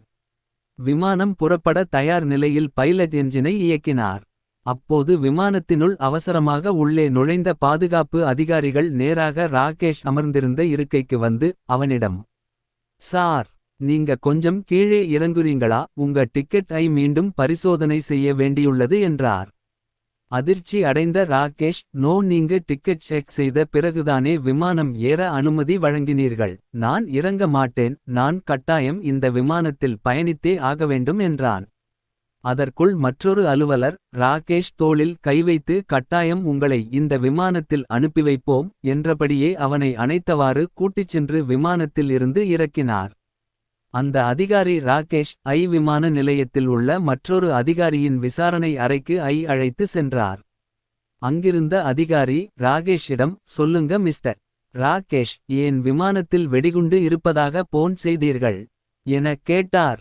ராகேஷ் அதிர்ச்சியுடன் சார், நீங்க என்ன கேட்கறீங்க, நான் போன் செய்தேனா என கேட்டான். சும்மா நடிக்காதீங்க, உண்மையை ஒத்துக்கிடுங்க என்றார் அதிகாரி. இல்லை, நான் போன் எதுவும் செய்யவில்லை என மறுத்தான் ராகேஷ். அப்படியா என்ற அதிகாரி மற்றொரு அதிகாரியிடம் அவரை கூட்டி வாருங்கள் என்றார். பக்கத்து அறையிலிருந்த கால் டாக்ஸி ஓட்டுநரை அழைத்து வந்தார் அந்த அதிகாரி. அவனை பார்த்தவுடன் ராகேஷ் அதிர்ச்சி அடைந்தான். அந்த ஓட்டுநரிடம் ராகேஷ் ஐ காட்டி இவரை தெரியுமா என கேட்டார். ஆமா சார், இவரை 1 மணி நேரம் முன்னாடி பாரிமுனையிலிருந்து ஏர்போர்ட்டுக்கு கூட்டி வந்தேன். வழியில இவரு அண்ணா சாலையில ஒரு ஷாப்பிங் காம்ப்ளெக்ஸ் முன்னாடி வண்டியை நிறுத்த சொல்லி உள்ளே போயிட்டு வந்தார் என்றான். இப்போ என்ன சொல்றீங்க ராகேஷ்? ஆமாம், ஷாப்பிங் காம்ப்ளெக்ஸ் போய் ஒரு பொருள் வாங்க போனேன். ஃப்ளைட்க்கு நேரமாகிவிட்டதால் உடனே திரும்பி வந்துட்டேன் என்றான் ராகேஷ். மூத்த அதிகாரி மற்றொரு அலுவலரிடம் அதை போடுங்க என்றார். அந்த அதிகாரி பென்டிரைவ் ஐ கணினியில் பொருத்தி அதன் பதிவுகளை ஓடவிட்டார். அதில் ராகேஷ் கடையில் நுழைவதிலிருந்து போன் செய்து பேசிவிட்டு வெளியே வரும் காட்சிகள் பதிவாகியிருந்தது. இவற்றை எல்லாம் பார்த்த ராகேஷ் அதிர்ச்சியடைந்து தலையை குனிந்து கொண்டான். தொடர்ந்து அந்த அதிகாரி எப்பிடி இவ்வளவு சீக்கிரமா கண்டுபிடிச்சோம்னு பாக்கறீங்களா? உங்க போன் வந்தவுடனேயே போலீஸ் கண்ட்ரோல் ரூம் மூலமாக அந்த ஷாப்பிங் காம்ப்ளெக்ஸ் ஐ கண்டுபிடித்து அந்த நேரத்துல அவங்க கண்காணிப்பு கேமராவில் பதிவான காட்சிகளை பதிவு செஞ்சு வாங்கிட்டோம். விமான நிலைய கேமராவில நீங்க வந்து இறங்கின கார் நம்பர் பதிவாகி இருந்தது. அதை வச்சு உங்களை இறக்கிவிட்டுட்டு போய்கிட்டு இருந்த இவரை வழியிலேயே மடக்கி விசாரணைக்கு கூட்டிக்கிட்டு வந்துட்டோம் என்றார். எல்லாத்துக்கும் மேல நீங்க கரெக்டா ஃப்ளைட் நோ ஐ போன்ல சொல்லிட்டீங்க. ஃப்ளைட் ஏறவும் கடைசியாதான் வந்தீங்க. இதெல்லாம் வச்சுதான் உங்களை சுலபமா கண்டுபிடிக்க முடிந்தது என முடித்தார் அந்த அதிகாரி. தான் செய்தது தவறு என்று கூறி நடந்ததை விவரித்து குற்றத்தை ஒப்புக்கொண்டான் ராகேஷ். உங்களைப் போன்ற படித்த உயர்ந்த நிலையில் உள்ளவர்கள் இதைப் போன்ற செயல்களில் ஈடுபடுவது மிகவும் வெட்கக்கேடானது எனக் கூறி ராகேஷ் ஐ கைது செய்து காவல்துறையிடம் ஒப்படைத்தார்.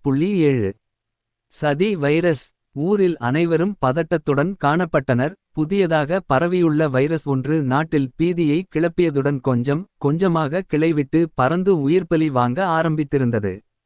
அரசாங்கமும் பலவிதமான முன்னெச்சரிக்கை நடவடிக்கைகளை எடுத்தும் பொதுமக்களுக்கு எப்படி நடந்து கொள்ள வேண்டும் எனவும் மீடியாக்கள் மூலமாக அவ்வப்போது அறிவிப்பு செய்து கொண்டிருந்தார்கள்.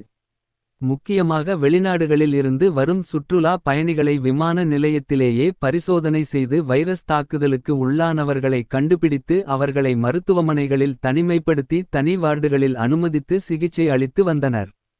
அரசு அபுதாபியில் இருந்து திருவனந்தபுரம் பன்னாட்டு விமான நிலையத்தில் வந்து இறங்கிய விமானத்தில் இருந்து இறங்கிய பயணிகள் அனைவரையும் வரிசையில் நிற்க வைத்து வைரஸ் தாக்குதல் உள்ளதா என பரிசோதனை செய்தார்கள்.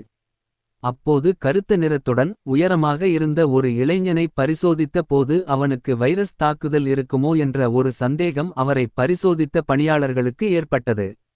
அங்கிருந்த மருத்துவ பணியாளர்கள் அவரிடம் நீங்கள் யார், எங்கிருந்து வருகிறீர்கள் என கேட்டனர். அதற்கு அந்த இளைஞன் என் பெயர் ஜோன்ஸ், நான் தென்னாப்பிரிக்காவிலிருந்து அபுதாபி வந்து அங்கிருந்து திருவனந்தபுரம் வந்துள்ளேன் என்று ஆங்கிலத்தில் பதில் அளித்தான். அவனே தொடர்ந்து அங்கு நடப்பது ஏதும் புரியாமல் மருத்துவர்களிடம் உடைந்த ஆங்கிலத்தில் what sir, what is going on, நான் ஒரு வெளிநாட்டு மாணவன், இங்கு உள்ள தனியார் பல்கலைக்கழகத்தில் படித்து வருகிறேன் என்று கூறி அவனுடைய அடையாள அட்டையை எடுத்து காண்பித்தான்.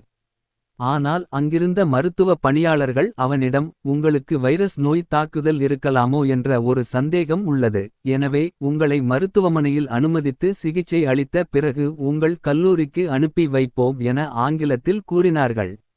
உடனே அந்த இளைஞன் sorry sir, I am all right, I don't have any illness, you please allow me to go out என கேட்டான். ஆனால் அதை ஏற்க மறுத்த அங்கிருந்த மருத்துவர்கள் அவனை அவசரமாக ஆம்புலன்ஸில் ஏற்றி அரசு மருத்துவமனைக்கு கொண்டு சென்றார்கள். எர்ணாகுளம் நகரத்தில் ஒரு ஒதுக்குப்புறமான பகுதியில் பல்பீர் சிங், ராம் லால், ஜோசப் மூவரும் ரகசியமாக பேசிக் கொண்டிருந்தார்கள். ராம் லால் ஜோசப்பிடம், ஜோசப், நமக்கு இது ஒரு நல்ல சந்தர்ப்பம், இப்ப உலகமே வைரஸ் தாக்குதலில் கவனம் செலுத்திக்கிட்டு இருக்காங்க. நம்ம தலைவர் கூறியபடி நம்முடைய திட்டத்தை ஒரு குறிப்பிட்ட இடத்தில் இப்போது நிறைவேற்றினால் அரசு நிர்வாகம் அப்படியே நிலைகுலைந்து போய்விடும். நம்ம திட்டத்தையும் வெற்றிகரமாக நிறைவேற்றி விடலாம் என்றான். அதை கேட்ட ஜோசப், திட்டத்தை நிறைவேற்றிய பிறகு நாம எப்படி தப்பித்து போறது என கேட்டான். நாம் விடியற்காலையில் நமது திட்டத்தை நிறைவேற்றிய பிறகு பகல் முழுவதும் எங்கேயாவது பதுங்கி இருந்துவிட்டு ரயில்வே ஸ்டேஷன் சென்று விட்டால் இரவு டெல்லி புறப்படும் ட்ரெயினில் ஏறி டெல்லிக்கு சென்று விடலாம். பிறகு அங்கிருந்து பஞ்சாப் எல்லை வழியாக நாட்டை விட்டு வெளியேறி விடலாம் என்றான். நம் திட்டத்தை நிறைவேற்றுவதற்கு வசதியாக வரும் புதன்கிழமை அன்று அரசாங்கம் ஊரடங்கு உத்தரவு போட்டு இருக்காங்க. நாம வெடிகுண்டை ரெடி பண்ணி எடுத்துக்கிட்டு விடியற்காலையிலேயே போயிட்டு காலை 6:30 மணிக்கு வெடிக்கிற மாதிரி செட் பண்ணிவிட்டு வந்துவிடுவோம். சாயங்காலமா ரயில்வே ஸ்டேஷன் போயிட்டு டெல்லிக்கு கிளம்பி போய் விடலாம் என்றான். சரி, நாம 3 பேரும் மீண்டும் செவ்வாய்க்கிழமை இரவு சந்திப்போம் என்றான் ஜோசப். பின்னர் அவர்கள் மூவரும் கலைந்து சென்றார்கள். மருத்துவமனையின் தனி வார்டில் அனுமதிக்கப்பட்ட ஜோன்ஸ் என்ற ஆப்பிரிக்க இளைஞருக்கு மிகவும் பயமாகவும் கஷ்டமாகவும் இருந்தது. மருத்துவமனையிலிருந்து எப்படியாவது வெளியேறி ஹாஸ்டலுக்கு போய்விட வேண்டும் என அவன் நினைத்தான். அவன் தென்னாப்பிரிக்காவில் தமிழர்கள் அதிகம் வாழும் பகுதியில் வசித்து வந்ததனால் அவனுக்கு சில தமிழ் வார்த்தைகளை கொச்சையாக பேச முடியும். மற்றவர் பேசுவதையும் புரிந்து கொள்வான். அவன் தனக்கு சிகிச்சை அளிக்க வரும் மருத்துவர்களிடம் தயவு செய்து என்னை டிஸ்சார்ஜ் செய்து அனுப்பி விடுங்கள் என கேட்டுக்கொண்டே இருந்தான். ஆனால் அவர்கள் அவனிடம் சிரித்துக்கொண்டே ஓகே ஓகே என்று கூறி விட்டு சென்று விடுவார்கள். மறுநாள் புதன்கிழமை விடியற்காலையில் மருத்துவமனையிலிருந்து எப்படியாவது தப்பித்து வெளியே போய்விட வேண்டும் என தீர்மானித்து கொண்டான் ஜோன்ஸ். மறுநாள் விடியற்காலையில் ஏற்கனவே தீர்மானித்தபடி பாத்ரூமுக்கு சென்று கதவை தாளிட்டு கொண்டான் ஜோன்ஸ். அங்கிருந்த ஜன்னல் கண்ணாடிகளை உடைத்து விட்டு அங்கிருந்த பிளாஸ்டிக் வாளியை கவுத்து போட்டு அதில் ஏறி ஜன்னல் வழியாக உடலை நுழைத்து வெளியே குதித்து விட்டான். பின்னர் மெதுவாக நடந்து வந்த போது பிரதான கட்டிடத்தில் பின்பக்கம் அமைந்துள்ள ஒரு பாழடைந்த அறையின் அருகே சிலர் நின்று கொண்டு ரகசியம் பேசுவது போல தெரிந்தது. அதை பார்த்த ஜோன்ஸ், நம்மைப் போல யாரோ ஹாஸ்பிடலில் இருந்து தப்பித்து வெளியே போகிறார்கள் போலிருக்கிறது, நாமும் அவர்களுடன் சேர்ந்து வெளியேறி விடலாம் என தீர்மானித்து அவர்கள் அருகில் சென்றபோது அவர்கள் பேசிக்கொண்டது அவனுக்கு காதில் விழுந்தது. அதில் ஒருவன் சிகப்பு வயரை இணைத்துவிடு, பச்சை மற்றும் நீல வயர்களை ஒன்றாக முடித்துவிடு, டயமரை சரி பார்த்துக்கொள் என கூறிக் கொண்டிருந்தான். அவர்கள் பேசுவதைக் கேட்டு அதிர்ச்சி அடைந்த ஜோன்ஸ், அந்த நபர்கள் ஆஸ்பத்திரிக்கு வெடிகுண்டு வைக்க சதி செய்து கொண்டிருக்கிறார்கள் என தெரிந்து கொண்டான். உடனே சுதாரித்துக் கொண்ட ஜோன்ஸ், அவர்களும் அறியாமல் மெதுவாக அவர்கள் அருகில் சென்ற அவன் அவர்களே எதிர்பாராத விதமாக மூவரையும் ஒரே நேரத்தில் தாக்கினான். ஜோன்ஸ் கராத்தே, வர்மம் போன்ற தாக்கும் கலைகளில் மிகவும் பயிற்சி பெற்றவனாக இருந்ததால் ஒரே அடியில் ஒருவன் மயங்கி கீழே விழுந்தான். சுட்டான். மற்றொருவன் ஆக்ரோஷமாக மறைத்து வைத்திருந்த துப்பாக்கியை எடுத்து ஜோன்ஸ் ஐ பார்த்து, ஆனால் ஜோன்ஸ் விலகிக் கொண்டதால் அந்த துப்பாக்கி குண்டு மருத்துவமனையின் ஜன்னலில்பட்டு தெறித்து விழுந்தது. அதற்குள் விடியற்காலை வேளையில் துப்பாக்கி சத்தம் கேட்டதையடுத்து அதிர்ச்சி அடைந்த மருத்துவமனை பணியாளர்கள், காவலர்கள், தனி வார்டில் காவலுக்கு இருந்த காவல்துறையினர் என அனைவரும் ஓடி வந்தார்கள். நிலைமையை புரிந்து கொண்டு அவர்கள் அனைவரும் ஒன்று சேர்ந்து குண்டுவைக்க முயற்சி செய்த மூவரையும் சுற்றி வளைத்து பிடித்து கட்டிப் போட்டார்கள். அடுத்த சில நிமிடங்களில் காவல்துறையினரும் வெடிகுண்டு நிபுணர்களும் மருத்துவமனைக்கு வந்து சேர்ந்தனர். வெடிகுண்டு நிபுணர்கள் வெடிகுண்டை கைப்பற்றி அதை செயலிழக்க செய்தார்கள். காவல்துறை அதிகாரிகள் பிடிபட்ட மூவரிடம் விசாரித்தபோது, மூவரும் ஒரு தீவிரவாத இயக்கத்தை சேர்ந்தவர்கள் என்பதும், இப்போதைய சூழ்நிலையில் மருத்துவமனையில் வெடிகுண்டை வெடிக்க செய்தால் ஏராளமான பொது மக்கள் பலியாவார்கள், அதன் மூலம் தங்களது இயக்கத்தைப் பற்றிய செய்தி வெளியே வரும் என்ற எதிர்பார்ப்புடன் வெடிகுண்டு வைக்க முடிவு செய்ததாக கூறினார்கள். ஆனால் திடீரென்று வந்த இந்த இளைஞர் எங்களது அனைத்து முயற்சிகளையும் நிறைவேறாமல் தடுத்துவிட்டார் என்று கூறினார்கள். காவல்துறையினர் அந்த ஆப்பிரிக்க இளைஞர் ஜோன்ஸிடம் விசாரணை செய்தபோது, அங்கே வந்த மருத்துவர்கள் அபுதாபியில் இருந்து வந்த அந்த இளைஞருக்கு வைரஸ் தாக்குதல் இருக்குமோ என்ற சந்தேகத்தில் அவரை தனி அறையில் வைத்து பரிசோதனைகள் செய்து கொண்டிருந்ததாகவும், ஆனால் அவர் தனி அறையில் இருக்க பிடிக்காமல் மருத்துவமனையில் இருந்து தப்பிச் செல்வதற்காக முயற்சி செய்தபோது இவர்களின் வெடிகுண்டு திட்டத்தை கண்டுபிடித்து அதை நிறைவேற விடாமல் சண்டை போட்டு பிடித்துக்கொடுத்து உள்ளார் என கூறினார்கள். காவல்துறை அதிகாரிகள் ஜோன்ஸை பாராட்டிய போதும் அவருக்கு வைரஸ் தொற்று இருக்குமோ என அஞ்சினார்கள். ஆனால் மருத்துவர்கள் உடனடியாக அவருக்கு வைரஸ் தொற்று ஏதும் இல்லை என பரிசோதனையில் தெரியவந்துள்ளது. அவரை நாங்களே இன்று ஹாஸ்பிடலிலிருந்து விடுவித்து விடலாம் என எண்ணியிருந்தோம், அதற்குள் அவர் தப்பித்து போக முயற்சி செய்துள்ளார் என சிரித்துக்கொண்டே கூறினார்கள். அதை கேட்ட காவல்துறை அதிகாரி, அவர் தப்பித்து போக முயற்சி செய்யாமலிருந்திருந்தால் நாம் இப்போது ஒரு பெரிய வெடிகுண்டு விபத்தினை சந்தித்திருப்போம், ஏராளமான பொதுமக்கள் இறந்திருப்பார்கள் என்றார். பிறகு மருத்துவர்கள் ஜோன்ஸை மீண்டும் ஒருமுறை பரிசோதனை செய்துவிட்டு, உங்களுக்கு வைரஸ் தொற்று ஏதும் இல்லை, நீங்கள் உங்கள் இருப்பிடத்திற்கு செல்லலாம் என கூறினார்கள். அதை கேட்ட ஜோன்ஸ் மிகவும் மகிழ்ச்சியடைந்து மருத்துவர்களுக்கு நன்றி தெரிவித்துக் கொண்டான். பிறகு காவல்துறை அதிகாரிகள், ஒரு மிகப்பெரிய வெடிகுண்டு சதியை கண்டுபிடித்து தடுத்ததன் மூலம் நீங்கள் நூற்றுக்கணக்கான உயிரை காப்பாற்றி உள்ளீர்கள், அதற்கு உங்களுக்கு மிகவும் நன்றி என கூறினார்கள்.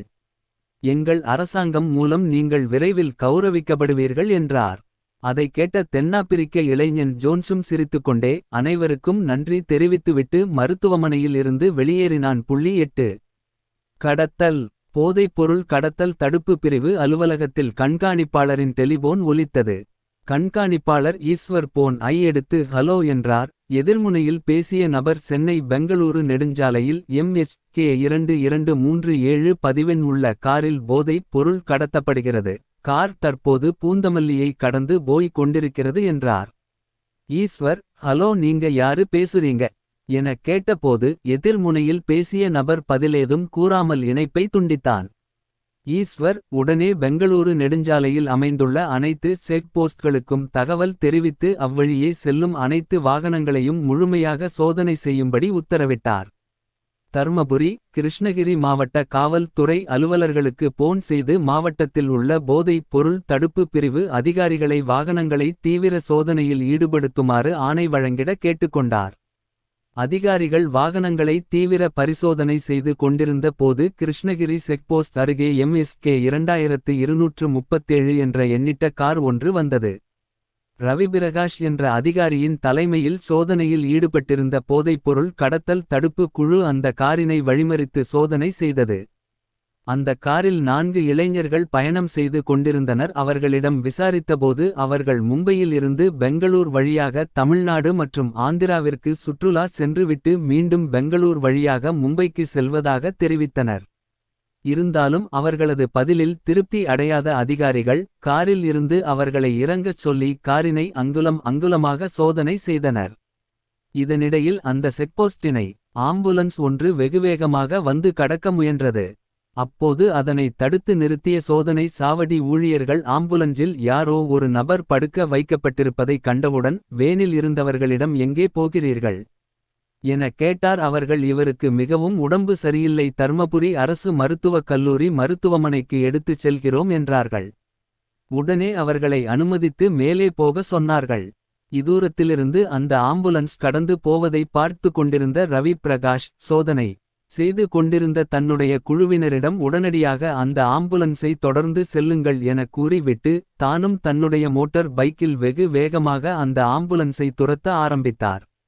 இதனிடையில் ஜீப்பில் ஆம்புலன்ஸை தொடர்ந்த இதர அதிகாரிகள் தர்மபுரி செக்போஸ்ட்க்கு போன் செய்து அவர்களை அலர்ட் செய்தார்கள். குறிப்பிட்ட ஆம்புலன்ஸை போகவிடாமல் தடுத்து நிறுத்துமாறு கேட்டுக்கொண்டார்கள். குறுக்கு வழியில் வேகமாக சென்ற ரவி பிரகாஷ் அவர்களுக்கு முன்பாகவே தர்மபுரி செக்போஸ்டை அடைந்து அந்த ஆம்புலன்ஸை வழிமறித்தான். ஆம்புலன்ஸில் வந்தவர்கள் ரவிப்பிரகாஷ் காவல் படையுடன் சுற்றி வளைத்தவுடன் ஆம்புலன்ஸிலிருந்து இறங்கி தப்பித்து ஓட பார்த்தார்கள். ஆனால் ரவிபிரகாஷின் பின்னாலேயே வந்த குழுவினரும் சேர்ந்து தப்பிக்க முயற்சி செய்த ஆம்புலன்ஸில் வந்த 4 நபர்களையும் சுற்றிவளைத்து கைது செய்தனர். நோயாளிகளின் ஆம்புலன்ஸை சோதனை செய்தபோது டிரைவர் இருக்கைக்கு கீழாகவும் படுக்கையிலும் சிறு சிறு பொட்டலங்களாக ஓபியம் என்னும் போதை மருந்து சுமார் 10 கோடி மதிப்பிலானது பிடிபட்டது. அனைவரும் காவல் நிலையத்தின் விசாரணை பிரிவுக்கு அழைத்து வரப்பட்டனர். விசாரணையில் மும்பையில் இயங்கும் போதைப் பொருள் விற்கும் கும்பலின் உத்தரவின்படி ஹைதராபாத் லிருந்து மும்பைக்கு கடத்தி செல்வதாகவும் ஆம்புலன்ஸில் சென்றால் போலீஸ் தொந்தரவு இருக்காது என்று கூறி ஆம்புலன்ஸ் போல ஒரு வேனை அவர்கள்தான் ரெடி செய்து கொடுத்ததாகவும் தெரிவித்தனர். ஆம்புலன்ஸ் மூலம் கடத்திட்டு எதற்காக வேறு ஒரு கார் நம்பரை சொல்லி போன் செய்தீர்கள் என ரவிப்பிரகாஷ் கேட்டார். நாங்கள் ஆந்திராவை கடந்து வரும்போது சில சோதனை சாவடிகளில் கடுமையாக சோதனை செய்தனர். மேலும் அந்த காரில் வந்தவர்கள் சென்னையிலிருந்தே எங்களுக்கு வழிவிடாமல் இடைஞ்சல் செய்து வந்தனர். அவர்களுக்கு தொல்லை அளிக்கவும் நாங்கள் போலீஸ் சோதனையிலிருந்து தப்பிக்கவும் அந்த காரில் கடத்தல் நடப்பதாக போன் செய்தோம் என கூறினார்கள். ரவிபிரகாஷ் சென்னையில் உள்ள தனது தலைமை அலுவலகத்திற்கு போன் செய்து கடத்தல் கும்பல் பிடிபட்ட தொடர்பான அனைத்து விவரங்களையும் தெரிவித்தார். 9 குரல் கூறும் கதைகள் ரெய்டு. நேரம் காலை 7:30 மணி. நகரின் மையமான வணிக பகுதியில் அமைந்துள்ள அந்த பிரபலமான மல்டி ஷாப்பிங் ஸ்டோர் I 9:00 மணியளவில் திறப்பதற்கு உள்ளே இருந்த பணியாளர்கள் பணிகளை செய்து கொண்டிருந்தார்கள். அப்போது அந்த கடையின் முன்பாக சில கார்களும் காவல்துறை வாகனமும் வந்து நின்றது. அதிலிருந்து இறங்கிய 20க்கும் மேற்பட்ட அதிகாரிகள் அதிரடியாக உள்ளே நுழைந்து முக்கியமான அலுவலர்களை மட்டும் அனுமதித்துவிட்டு இதர பணியாளர்களை வெளியேற்றினார்கள். பிறகு கடையை உள்பக்கமாக பூட்டிவிட்டு சோதனை மேற்கொள்ள ஆரம்பித்தனர். ரெய்டு நடக்கும் செய்தி அறிந்து கடையின் உரிமையாளர் தர்மலிங்கம் மகன் சந்தோஷுடன் கடைக்கு வந்தார். இதற்கிடையில் செய்தி வெளியானவுடன் கடைக்கு முன்பாக கூட்டம் கூடியது. விஷயத்தை கேள்விப்பட்ட தர்மலிங்கத்தின் தொழில்முறை போட்டியாளர்கள் மனதுக்குள் சந்தோஷம் அடைந்தனர். முக்கியமாக கோவிந்தராஜன் தன்னுடைய திட்டம் நிறைவேறியது குறித்து மிகவும் மகிழ்ச்சி அடைந்தார். கோவிந்தராஜன் தர்மலிங்கம் இருவரும் ஒரே ஊரை சேர்ந்தவர்கள். இருவரும் ஒரே தொழிலில் ஈடுபட்டுள்ளனர். துணிமணிகள் துவங்கி பாத்திரங்கள் மரச்சாமான் போன்ற அனைத்து வீட்டுபயோகப் பொருட்கள் விற்பனை செய்யும் நிறுவனம் நடத்தி வந்தனர். இருவரும் ஒரே தொழிலில் ஒரே பகுதியில் நடத்தி வந்தாலும் தர்மலிங்கத்தின் கடையில் குவியும் கூட்டம் தன்னுடைய கடைக்கு வருவதில்லை என்ற குறை கோவிந்தராஜனுக்கு உண்டு. இருவருமே தங்களது வியாபாரத்தில் தில்லுமுல்லுகள் செய்வதுடன் அளிக்காமல் அரசாங்கத்துக்கு வரி ஏய்ப்பும் செய்து வந்தனர். கணக்குகளை முழுமையாக இருந்த போதிலும் தர்மலிங்கத்தின் கடையில் லட்ச கணக்கில் வியாபாரம் நடைபெறுவது குறித்து கோவிந்தராஜனுக்கு பொறாமையும் ஆதங்கமும் இருந்து வந்தது. எனவே எப்படியாவது தர்மலிங்கத்தை அரசாங்கத்திடம் மாட்டிவிடுவதுடன் குறைந்தது ஒரு வாரமாவது அவரது கடையை மூடவைக்க வேண்டும் என கோவிந்தராஜன் தீர்மானித்தார். இங்குள்ள அலுவலகத்தில் தெரிவித்தால் உரிய நடவடிக்கை எடுப்பார்களோ மாட்டார்களோ என சந்தேகம் ஏற்பட்டதால் டெல்லியில் உள்ள வருமான வரி அலுவலகத்துக்கு ரகசியமாக வரி ஏய்ப்பு குறித்து தகவல் தெரிவித்தார். அதன் எதிரொலியாகவே இன்று சோதனை நடைபெறுகிறது. 2 நாட்கள் தொடர்ந்து நடைபெற்ற சோதனையில் பல்வேறு ஆவணங்கள் கைப்பற்றிய சோதனைக் குழு இறுதியில் தற்காலிகமாக கடைக்கு சீல் வைத்துவிட்டு சென்றது. தர்மலிங்கம் மிகவும் அதிர்ச்சியடைந்ததுடன் கடை மூடப்பட்டது குறித்து வருத்தம் அடைந்தார். கோவிந்தராஜன் தனக்கு ஒன்றும் தெரியாதது போல தர்மலிங்கத்துக்கு போன் செய்து ஆறுதல் கூறினார்.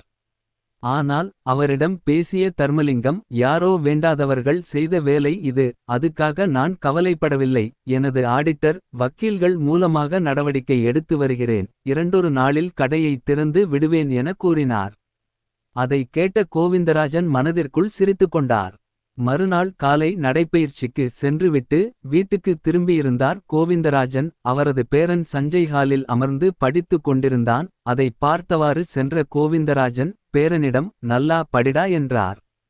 கோவிந்தராஜன் தனது அறைக்குள் நுழைந்தவுடன் அவரது போன் ஒலித்தது. அதை எடுத்து ஹலோ என்றவுடன் அதில் வந்த செய்தியை கேட்டவுடன் ஐயையோ மோசம் போச்சே என கத்தியபடி மயக்கம் அடைந்து கீழே விழுந்தார். சத்தம் கேட்டு ஓடிவந்த அவரது மகன் சந்தோஷ் தர்மலிங்கத்தின் முகத்தில் தண்ணீர் தெளித்து மயக்கம் தெளிவித்தான். என்னப்பா ஆச்சு எனக் கேட்டான். தர்மலிங்கம் தலையில் அடித்துக்கொண்டே நம்ம கோடவுன்ல தீ புடிச்சு எரியுதாம். தீ அணைப்பு வண்டி வற்றதுக்குள்ள முக்காவாசி சரக்கு எரிஞ்சு போச்சாம். கோடி ரூபாக்கு மேல சரக்கு இருந்துச்சு, அத்தனையும் போச்சே என அரற்றினார். மகன் அப்பாவை கூட்டிக்கொண்டு கோடவுன் கிளம்பினான். கோவிந்தராஜன் கீழே இறங்கி வரும்போது ஹாலில் அமர்ந்திருந்த பேரன் நிலைமை தெரியாமல் பிறர்கின்னா முற்பகல் செயின் தமக்கின்னா பிற்பகல் தாமேவரும் என திருக்குறள் படித்து கொண்டிருந்தான். அதை கேட்ட தர்மலிங்கம் தலை குனிந்தபடி வெளியே சென்றார். 10 தெருவோர மனிதன். விடிந்தும் விடியாத காலைப்பொழுது எப்போதும் போல நடைப்பயிற்சிக்கு அருகில் உள்ள பூங்காவுக்கு சென்று கொண்டிருந்தாள் சுபா என்கிற சுப்புலட்சுமி. பூங்காவிற்கு சற்று முன்பாக 47வது தெருவின் திருப்பத்தில் ஒரு பழைய கட்டிடத்தின் ஓரமாக அரைகுறை தூக்கத்தில் அவன் படுத்துக்கொண்டிருந்தான். அவன் பைத்தியமா பிச்சைக்காரனா அல்லது குடிகாரனா என்று கண்டுபிடிக்க முடியாத அளவிற்கு அவன் தோற்றம் அமைந்திருந்தது. அவன் மிகவும் அழுக்கான தோற்றத்துடனும் கிழிந்த ஆடைகளை அணிந்தவாறும் அமர்ந்திருப்பான். ஒவ்வொரு நாளும் அந்த இடத்தை கடந்து நடைப்பயிற்சிக்கு செல்லும் போதெல்லாம் சுபாவுக்கு மிகவும் எரிச்சலாக இருக்கும். அது எதனால் என்று அவளுக்கு தெரியாது. ஆனால் அவனை பார்த்தாலே சுபாவிற்கு பிடிக்காது. மற்றபடி அவன் யாரையும் எந்தவிதமான தொந்தரவும் செய்ய மாட்டான். மழை வெயில் எதுவானாலும் அந்த பழைய கட்டிடத்தின் வாசலிலேயே உட்கார்ந்தும் படுத்துக்கொண்டும் இருப்பான். ஆனால் நடைப்பயிற்சி செல்பவர்கள் சிலர் அவனுக்கு உணவு பொட்டலங்களையும் பிஸ்கட் போன்ற தின்பண்டங்களையும் வழங்கி விட்டு செல்வார்கள். இதுபோன்று யாராவது ஏதாவது கொடுத்தால் அதை வாங்கிக் கொண்டு அவர்களை பார்த்து சிரிப்பான். இன்றும் எப்போதும் போல அவன் படுத்து கொண்டிருப்பதை ஓரக்கண்ணால் எரிச்சலுடன் பார்த்து கொண்டே அந்த இடத்தை கடந்தாள் சுபா. ஒற்றை மேற்கோள்குறி. நடைப்பயிற்சியை முடித்துக்கொண்டு வீடு திரும்ப பூங்காவிலிருந்து வெளியே வந்து நடக்க ஆரம்பித்தாள் சுபா. அப்போது வெளியே நின்று கொண்டிருந்த ஒரு இளைஞன் சுபாவின் அருகே வந்து மேடம் 44வது தெருவுக்கு எப்படி போக வேண்டும் எனக் கேட்டான். நேராக சென்று வலதுபுறம் திரும்பி பின் மீண்டும் இடதுபுறம் திரும்பினால் 44வது தெரு வரும் என்றபடியே நடந்தாள் சுபா. ஆனால் அந்த இளைஞன் விடாமல் இந்த முகவரிக்கு எப்படி போகணும் என்றபடியே ஒரு பேப்பரை நீட்டினான். சுபா என்ன நீ கேள்வி மேல கேள்வி கேட்கிற?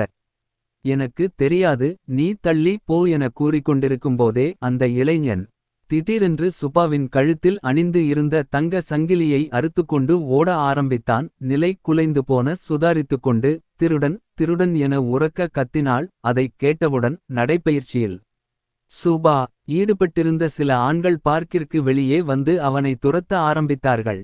இளைஞன் ஓடிவருவதையும் அவனை சிலர் துரத்திக் கொண்டு வருவதையும் கவனித்த அந்த தெரு ஓரத்து மனிதன் அந்த இளைஞன் அவன் அமர்ந்துள்ள இடத்துக்கு அருகில் வந்தபோது தான் எப்போதும் வைத்திருக்கும் நீளமான கம்பினை அவனது கால்களுக்கு இடையில் கொடுத்தான். அதனால் அந்த திருடன் நிலை தடுமாறி தரையில் விழுந்தான். உடனே பைத்தியம் போல உள்ள அந்த மனிதன் இளைஞன் மேல் ஏறி உட்கார்ந்து கொண்டான். அதற்குள் அவனை துரத்தி வந்த நபர்கள் அங்கு வந்து அந்த இளைஞனிடமிருந்து சுபாவின் சங்கிலியை மீண்டும் பறித்ததுடன் அவனை கடுமையாக தாக்க ஆரம்பித்தனர். அங்கு வந்த சுபாவிடம் சங்கிலியே கொடுத்ததுடன் அப்போது அங்கிருந்தவர்களில் ஒருவர் அவளிடம் அந்த தெருவோரத்து மனிதனைக் காண்பித்து, இவன் பைத்தியம் போல இருந்தாலும் இவன்தான் சமயோஜிதமாக திருடன் ஓடி வரும்போது கம்பை அவன் கால்களுக்கிடையில் கொடுத்து அவனை கீழே விழ செய்தான் என்றார். சுபாவும், ஆமாம், நானும் தூரத்திலிருந்து பார்த்தேன் என்றாள். மற்றொருவர், மேடம், போலீசுக்கு போன் பண்ணிட்டேன், அவங்க வந்தவுடன் இவனை ஒப்படைத்திடலாம் என சொல்லும்போதே போலீஸ் ஜீப் வந்தது. அதில் இருந்த காவலர்கள் அந்த இளைஞரை ஜீப்பில் ஏற்றினார்கள். சுபாவிடம், மேடம், நீங்க ஸ்டேஷனுக்கு வந்து ஒரு புகார் எழுதி கொடுத்துட்டு போங்க என்றார்கள். சுபா தான் பின்னாலேயே வருவதாக கூறி அவர்களை அனுப்பினாள். தனக்கு உதவி செய்த அனைவருக்கும் நன்றி கூறினாள். அந்த தெருவோர மனிதனுக்கும் கை கூப்பி நன்றி தெரிவித்துக் கொண்டாள். இப்போது அவளுக்கு அந்த தெருவோர மனிதனை பார்க்கும்பொழுது தெய்வமாக தெரிந்தது. அவள் தன் கையில் இருந்த பணத்தை அந்த மனிதனிடம் கொடுத்து நன்றி தெரிவித்தாள். ஆனால் அந்த தெருவோர மனிதனோ அந்த பணத்தை வாங்க மறுத்து வேண்டாம் என்று தலையை அசைத்தபடியே திருப்பி கொடுத்துவிட்டான். அவன் சுபாவை பார்த்து சிரித்துக் கொண்டே நின்றான். சுபா காரணமின்றி அந்த மனிதனை பார்க்கும் போதெல்லாம் எரிச்சல் அடைந்ததையும், தற்போது அந்த மனிதன் செய்த உதவியினாலேயே தன்னுடைய சங்கிலி திரும்ப கிடைத்ததையும் எண்ணி வெட்கி தலைகுனித்தபடியே நடக்கலானாள். 11. ஈஸ்வரபுரம் -1. ஈஸ்வரபுரம் எனும் அந்த கிராமம் பழைய தஞ்சாவூர் மாவட்டத்தில் திருத்துறைப்பூண்டிக்கும் இடையில் உள்ளடங்கி இருந்தது. கும்பகோணத்திற்கும் அந்த சின்னஞ்சிறு கிராமத்தில்தான் குடிகொண்டிருந்தார் அருள்மிகு ஸ்ரீ முடியாம்பிகை சமேத ஸ்ரீமுடிகொண்டீஸ்வரர். மிகவும் தொன்மையான கோவில். அக்கோவிலில் ஈஸ்வரனுக்கும் அம்பிகைக்கும் சேவை செய்து வந்தார் கைலாசம் குருக்கள். இடைக்கோடு மிகவும் பழமையான கோவில். மாணிக்கவாசகரால் பாடல் பெற்ற ஸ்தலம் என கல்வெட்டு கூறினாலும் பொதுமக்களை என்னவோ ஈர்க்கவில்லை. பொதுமக்களின் வருகை மிகவும் குறைவாகவே இருந்தது.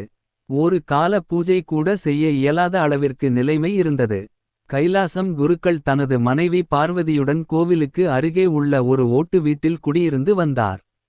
கைலாச குருக்களின் தந்தையும் இதே கோவிலில் பணியாற்றி வந்ததால் அவர் காலத்திற்குப் பிறகு கைலாசம் குருக்கள் ஈஸ்வரனுக்கு சேவை செய்யும் பொறுப்பினை ஏற்றுக்கொண்டார். அந்த காலத்திலிருந்தே அவரது அப்பா வைத்துவிட்டு போன சிறிது நிலத்தில் விவசாயம் செய்து அதில் கிடைக்கும் நெல்லை வைத்துக்கொண்டு ஏதோ ஜீவனத்தை ஓட்டி வந்தார் கைலாசம் குருக்கள். ஒரே மகன் மகேஷ் தஞ்சாவூரில் இருந்த பள்ளி, கல்லூரிகளில் படிப்பினை முடித்தபின் வேலைக்காக சென்னைக்கு சென்றவன் உடன் வேலை பார்க்கும் பெண்ணையே கல்யாணம் செய்துகொண்டு பெற்றவருக்கு விபரம் மட்டும் தெரிவித்தான். ஒரே மகன் இப்படி செய்தது அவர்களுக்கு அதிர்ச்சியாக இருந்தாலும் அதற்காக மகனை கோபிக்கவும் இல்லை. அவன் செய்தது சரி தப்பு என்று விவாதம் செய்யவும் இல்லை.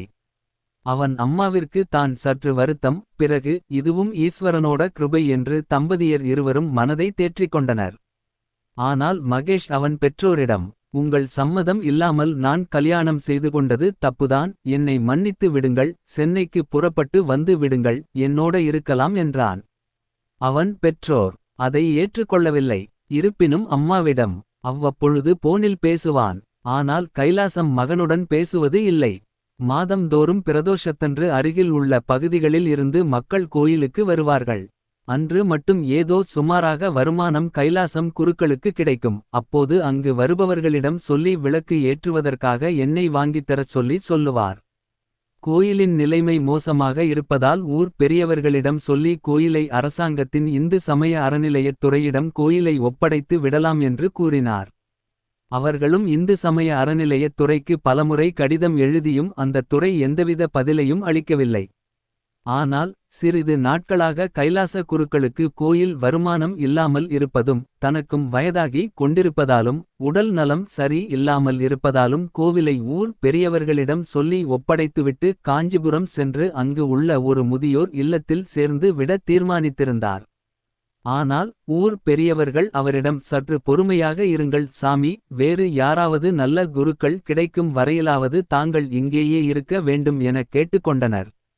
அன்றிரவு கோயில் நடை சாத்தும் வேளையில் சன்னதிக்கு முன்பாக கைலாசம் குருக்கள் நின்று கொண்டு கண்களில் கண்ணீர் மல்க, முடிகொண்டேஸ்வரா, இதுநாள் வரை என்னால் முடிந்தவரை உனக்கு நான் சேவை செய்துள்ளேன். தற்போது நான் தொடர்ந்து உனக்கு சேவை செய்ய இயலாத நிலையில் இருக்கின்றேன். எனக்கும் வயதாகி விட்டது. என் குடும்பத்தையும் கவனிக்க முடியவில்லை. வருமானம் பத்தவில்லை. அதனால் நான் காஞ்சிபுரம் சென்று ஏகாம்பரேஸ்வரர் காமாட்சியம்பிகை பாதங்களில் சரணாகதி அடைய உத்தேசித்துள்ளேன். என்னை மன்னித்து விடு என்று கூறினார். அன்று இரவு முழுவதும் அவர் சரியாக உறங்கவில்லை. அடிக்கடி கண்களில் கண்ணீர் வர கோவிலைப் பற்றியும் கோவிலுக்கு சேவை செய்வதைப் பற்றியும் நினைத்து கொண்டே இருந்தார். இடையில் கண்விழித்து பார்த்த அவரது மனைவி பார்வதி தன் கணவர் உறங்காமல் விழித்து கொண்டு இருப்பதையும் கண்களில் கண்ணீர் வழிந்து கொண்டிருப்பதையும் கவனித்து அவசரமாக பதறியபடி எழுந்து அவர் அருகில் வந்து, "ஏன்னா தூங்கலையா? ஏன் அழுது கொண்டிருக்கிறேள்? உடம்புக்கு ஏதும் சரியில்லையா?" என கவலையுடன் கேட்டாள். "அதெல்லாம் ஒன்னும் இல்லடி, எனக்கு விவரம் தெரிஞ்ச நாளிலிருந்து அப்பாவோட சேர்ந்து இந்த கோவிலுக்கு சேவை செஞ்சுண்டு வரேன். இப்போ இந்த கோவிலை விட்டுட்டு போகப் போறத நினைச்சேன். ரொம்ப கவலையா இருக்கு" என்றார் கைலாசம். 1.2 ஈஸ்வரபுரம் 2. மறுநாள் காலை 10 முதல் 30 வரை மணியளவில் கைலாசம் குருக்கள் கோவிலில் சுவாமி சன்னதியில் அமர்ந்து இருந்தார். அப்போது நடுத்தர வயதுடைய ஒருவர் கோவிலினுள் நுழைந்து சுவாமி சன்னதிக்கு வந்தார். அவரை பார்த்தவுடனேயே அவர் வெளியூரை சேர்ந்தவர் என்பது தெரிந்தது. மேலும் அவர் பட்டு வேஷ்டி பட்டு சட்டை உடுத்தியிருந்தார். கை விரல்களில் மோதிரம் கழுத்தில் செயின் என அணிந்து மிகவும் வசதியானவராக தெரிந்தார். குருக்கள் அவரை பார்த்தவுடன் எழுந்து நின்று வாங்கோ என அழைத்தார். வந்தவரும் குருக்களை பார்த்து கைகூப்பி வணங்கினார். முற்றுப்புள்ளி.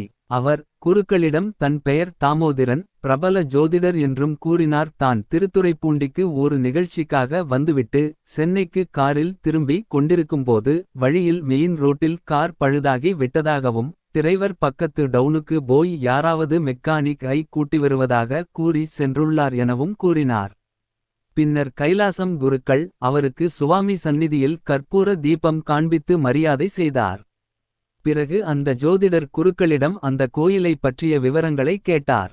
கைலாச குருக்கள் கோவில் பற்றிய தொன்மையான வரலாற்றையும் அதன் தற்போதைய நிலையையும் அவரிடம் விரிவாக எடுத்துரைத்தார். அதை கேட்ட அவர், "நீங்கள் கவலைப்பட வேண்டாம், நான் சென்னையில் ஒரு பக்தி தொலைக்காட்சியில் தமிழ்நாட்டில் உள்ள அனைத்து பழமையான கோவில்களையும் பற்றிய ஒரு வீடியோ படத்தை எடுத்து ஒளிபரப்பி வருகின்றோம். எனவே நீங்கள் இனிமேல் இந்த கோவிலை பற்றி கவலைப்பட வேண்டாம். அடுத்த வாரமே நான் பக்தி தொலைக்காட்சி குழுவினருடன் உங்கள் கோவிலுக்கு வருகிறேன். இந்த கோவிலை பற்றிய சிறப்புகளை படம் பிடித்து அதனை எங்களது சேனலில் ஒளிபரப்ப ஏற்பாடு செய்கிறேன். என்னிடம் ஜோதிடம் பார்க்க வரும் நபர்களிடமும் உங்கள் கோயிலைப் பற்றி உயர்வாக கூறி இந்த கோவிலுக்கு அதிக மக்கள் வந்து போவதற்கு ஏற்பாடு செய்கிறேன்" என்று கூறி முடித்தார். அதை கேட்ட கைலாசம் மிகவும் மகிழ்ச்சியுடன் அவரிடம், "உங்கள் உதவிக்கு மிக்க நன்றி" என்றார். இந்த கோவிலில் சரியான வருமானம் இல்லாததாலும் வாழ்க்கை நடத்தவே சிரமமாக இருந்ததாலும் நான் தற்போது தான் இந்த கோவிலை விட்டு விட்டு காஞ்சிபுரம் சென்று அங்கு உள்ள முதியோர் இல்லத்தில் சேர்ந்து விடுவதாக முடிவு செய்திருந்தேன் என அவரிடம் கூறினார் கைலாசம்.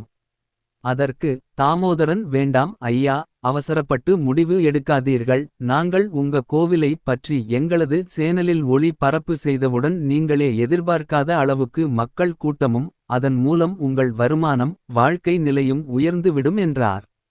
அதை கேட்டு ஆனந்த அதிர்ச்சி அடைந்த கைலாசம் அவரிடம், "தாங்கள் சற்று நேரம் இங்கு இருக்க முடியுமா?" என அவரை பார்த்து கேட்டார். தாமோதரன் அவரிடம், "எதற்காக கேட்கிறீர்கள்?" என்று கேட்டார். அதற்கு அவர், "நீங்கள் எங்கள் கோவிலை வீடியோ படம் எடுப்பதாக இருந்தால் ஊர் பெரியவர்களிடம் ஒரு வார்த்தை சொல்லி அனுமதி பெற வேண்டும். அதனால் நீங்கள் இங்கே சற்று நேரம் காத்திருந்தால் ஊர் பெரியவர்களை உடனே வரச் சொல்லி ஆளனுப்புகிறேன்" என்று கூறினார். அதற்கு தாமோதரனும் ஒத்துக்கொண்டு ஊர் பெரியவங்க வரும் வரை காத்திருப்பதாக கூறினார். உடனே குருக்கள் ஊர் பெரியவர்களுக்கு செய்தி சொல்லி அனுப்பினார். அடுத்த 10 நிமிடத்தில் ஊரில் உள்ள முக்கியமான பெரியவர்கள் அனைவரும் கோவிலுக்கு வந்து குழுமினார்கள். அவர்களிடமும் தாமோதரன் குருக்களிடம் என்ன கூறினாரோ அதை விரிவாக எடுத்து கூறினார். மேலும் உங்களது இந்த தொன்மையான கோவிலை பற்றிய தகவல்கள் டிவியில் வந்த உடன் பொதுமக்கள் கூட்டம் கூட்டமாக வர ஆரம்பித்து விடுவார்கள். இதனால் உங்கள் ஊரும் வளர்ச்சி பெறும், கோவிலுக்கும் வருமானம் பெருகும் என்று கூறினார். அதை கேட்ட ஊர் பெரியவர்கள் அனைவரும் மிகவும் மகிழ்ச்சியடைந்து அதற்கு ஏற்பாடு செய்யுமாறு அவரை கேட்டுக்கொண்டனர். இது விஷயமாக எந்த உதவி தேவைப்பட்டாலும் ஊர் சார்பாக செய்து தர தயாராக இருப்பதாகவும் அவரிடம் கூறினார்கள். பின்னர் தாமோதரன் கைலாசம் குருக்களிடம் ரூபாய் 10,000 அளித்தார். "நான் வரும் வெள்ளிக்கிழமை அன்று எனது படப்பிடிப்பு குழுவினருடன் இங்கு வருகிறேன். அப்போது நீங்கள் சுவாமி சன்னதி, அம்பாள் சன்னதி மற்றும் இங்குள்ள தூண்கள் ஆகியவற்றிற்கு எண்ணெய் காப்பு செய்து வைத்திருங்கள். சுவாமிக்கும் அம்பாளுக்கும் நாங்கள் வந்த பிறகு அபிஷேகம் செய்யலாம். நீங்கள் அபிஷேகம் செய்யும் காட்சிகளை நாங்கள் கேமராவில் படம் பிடித்துக் கொள்கிறோம் மற்றும் அபிஷேகம் முடிந்தவுடன் சுவாமிக்கும் அம்பாளுக்கும் அலங்காரம் செய்த பிறகு அதையும் நாங்கள் படம் பிடித்துக் கொள்கிறோம் என்றார். மேலும் இந்த கோயில் தொடர்பான ஸ்தல வரலாற்றினை நீங்கள் தயார் செய்து வைத்திருந்தால் உங்களிடம் நாங்கள் அதை பேட்டியாக எடுத்து படம்பிடித்து அதையும் சேர்த்து ஒளிபரப்பு செய்கிறோம் என்றும் கூறினார். இதையெல்லாம் கேட்ட கைலாச குருக்களின் கண்களில் கண்ணீர் வழிந்தோடியது. ஊர் பொதுமக்களும் குருக்களும் இணைந்து ஜோதிடர் தாமோதரனுக்கு தங்களது நன்றியை தெரிவித்துக் கொண்டனர். நீங்கள் வெள்ளி அன்று இங்கு வந்து விடுங்கள், நாங்கள் எல்லா ஏற்பாடுகளையும் செய்து தயாராக இருக்கிறோம் தாமோதரனிடம் கூறினார்கள். அப்போது தாமோதரன் வந்த காரின் டிரைவர் அவரை தேடிக்கொண்டு கோவிலுக்கு வந்து விட்டார். அவர் தாமோதரனிடம் காரின் பழுது சரி செய்யப்பட்டு விட்டதாகவும் நாம் மீண்டும் சென்னைக்கு பயணத்தை தொடரலாம் என்றும் கூறினார். தாமோதரன் அங்கிருந்த அனைவருக்கும் நன்றி தெரிவித்து விட்டு புறப்பட்டு சென்றார். குருக்கள் வீட்டுக்கு சென்று தமது மனைவி பார்வதியிடம் நடந்த அனைத்து விபரங்களையும் எடுத்து கூறினார். அதை கேட்ட பார்வதி மிகவும் மகிழ்ச்சி அடைந்தாள். கணவரிடம், நீங்கள் செய்த பூஜை புனஸ்காரங்கள் வீண் போகவில்லை. கடைசியாக முடிகொண்டீஸ்வரர் நமக்கு ஒரு வழியை காண்பித்துவிட்டார். நாம் இருவரும் நமது இறுதி காலம் வரை இந்த கோயிலிலேயே தங்கியிருந்து சேவை செய்ய வேண்டும் என்று அவள் கூறினாள். அதை ஆமோதிப்பது போல கைலாசம் குருக்கள் கண்களில் கண்ணீரை துடைத்து கொண்டு தலையை அசைத்தார். ஜோதிடர் தாமோதரன் ஏற்கனவே கூறிவிட்டு சென்றது போலவே வெள்ளிக்கிழமை அன்று காலை 6:30 மணி அளவில் தனது படப்பிடிப்பு குழுவினருடன் ஈஸ்வரபுரம் வந்து சேர்ந்தார். அவரை ஊர் பொதுமக்களும் ஊர் பெரியவர்களும் மற்றும் கைலாசம் குருக்களும் அன்புடன் வரவேற்று உபசரித்தார்கள். அவருடன் வந்த படப்பிடிப்பு குழுவினர் பம்பரமாக சுழன்று கோவிலின் உட்புறம், வெளிப்புறம், கோபுரம் மற்றும் அனைத்து பகுதிகளையும் தங்கள் கேமராவில் படம் பிடித்து கொண்டிருந்தார்கள். பிறகு சுவாமிக்கும் அம்பாளுக்கும் அபிஷேகம் செய்யப்பட்டதையும் கேமராவில் பதிவு செய்து கொண்டார்கள். அபிஷேகம் முடிந்தவுடன் சுவாமிக்கும் அம்பாளுக்கும் மிகச்சிறப்பாக மலர்களால் அலங்காரம் செய்யப்பட்டது. இறுதியாக சுவாமிக்கும் அம்பாளுக்கும் மகா தீபாராதனை காட்டப்பட்டது. இவை அனைத்தையும் படப்பிடிப்பு குழுவினர் படம் பிடித்துக் கொண்டார்கள். இறுதியாக ஊர் பெரியவர்களிடம் ஊரின் சிறப்புகள் குறித்து விசாரித்து பேட்டி எடுத்தனர். பிறகு கைலாசம் குருக்களிடம் அந்த கோவில் தொடர்பான அனைத்து தொன்மையான தகவல்களையும் ஸ்தல வரலாற்றினையும் பேட்டி எடுத்து படம் பிடித்தார்கள். அப்போது தல வரலாற்றை எடுத்து கூறிய கைலாச குருக்கள், இந்த கோவில் சோழர்கள் காலத்தில் கட்டப்பட்டது என்றும் மிகவும் ஒரு தொன்மையான சக்தி வாய்ந்த கோவில் என்றும் கூறினார். மேலும் இந்த கோவிலில் குடிகொண்டுள்ள சுவாமி அருள்மிகு ஸ்ரீ முடிகொண்டீஸ்வரரும் அம்பாள் ஸ்ரீ முடிகொண்டாம்பிக்கையும் பக்தர்களின் அனைத்து கோரிக்கைகளையும் நிறைவேற்றி வைப்பார்கள் என்றும் கூறினார். வேலை திருமணம் ஆகாதவர்களுக்கு திருமணம், கிடைக்காதவர்களுக்கு வேலையும் மற்றும் குழந்தை பேறு இல்லாதவர்களுக்கு குழந்தை பாக்கியம் மற்றும் நோய் நொடி உள்ளவர்களுக்கு நோய் தீர்க்கும் ஸ்தலமாகவும் இது அமைந்துள்ளது என்றும் அவர் எடுத்து கூறினார். இவை அனைத்தையும் படப்பிடிப்பு குழுவினர் தங்களது கேமராவில் பதிவு செய்து கொண்டனர். பிறகு கோவில் சார்பில் அனைவருக்கும் மாலை மரியாதைகள் செய்யப்பட்டது. ஜோதிடர் தாமோதரன் அனைவருக்கும் நன்றி தெரிவித்துக் கொண்டார்.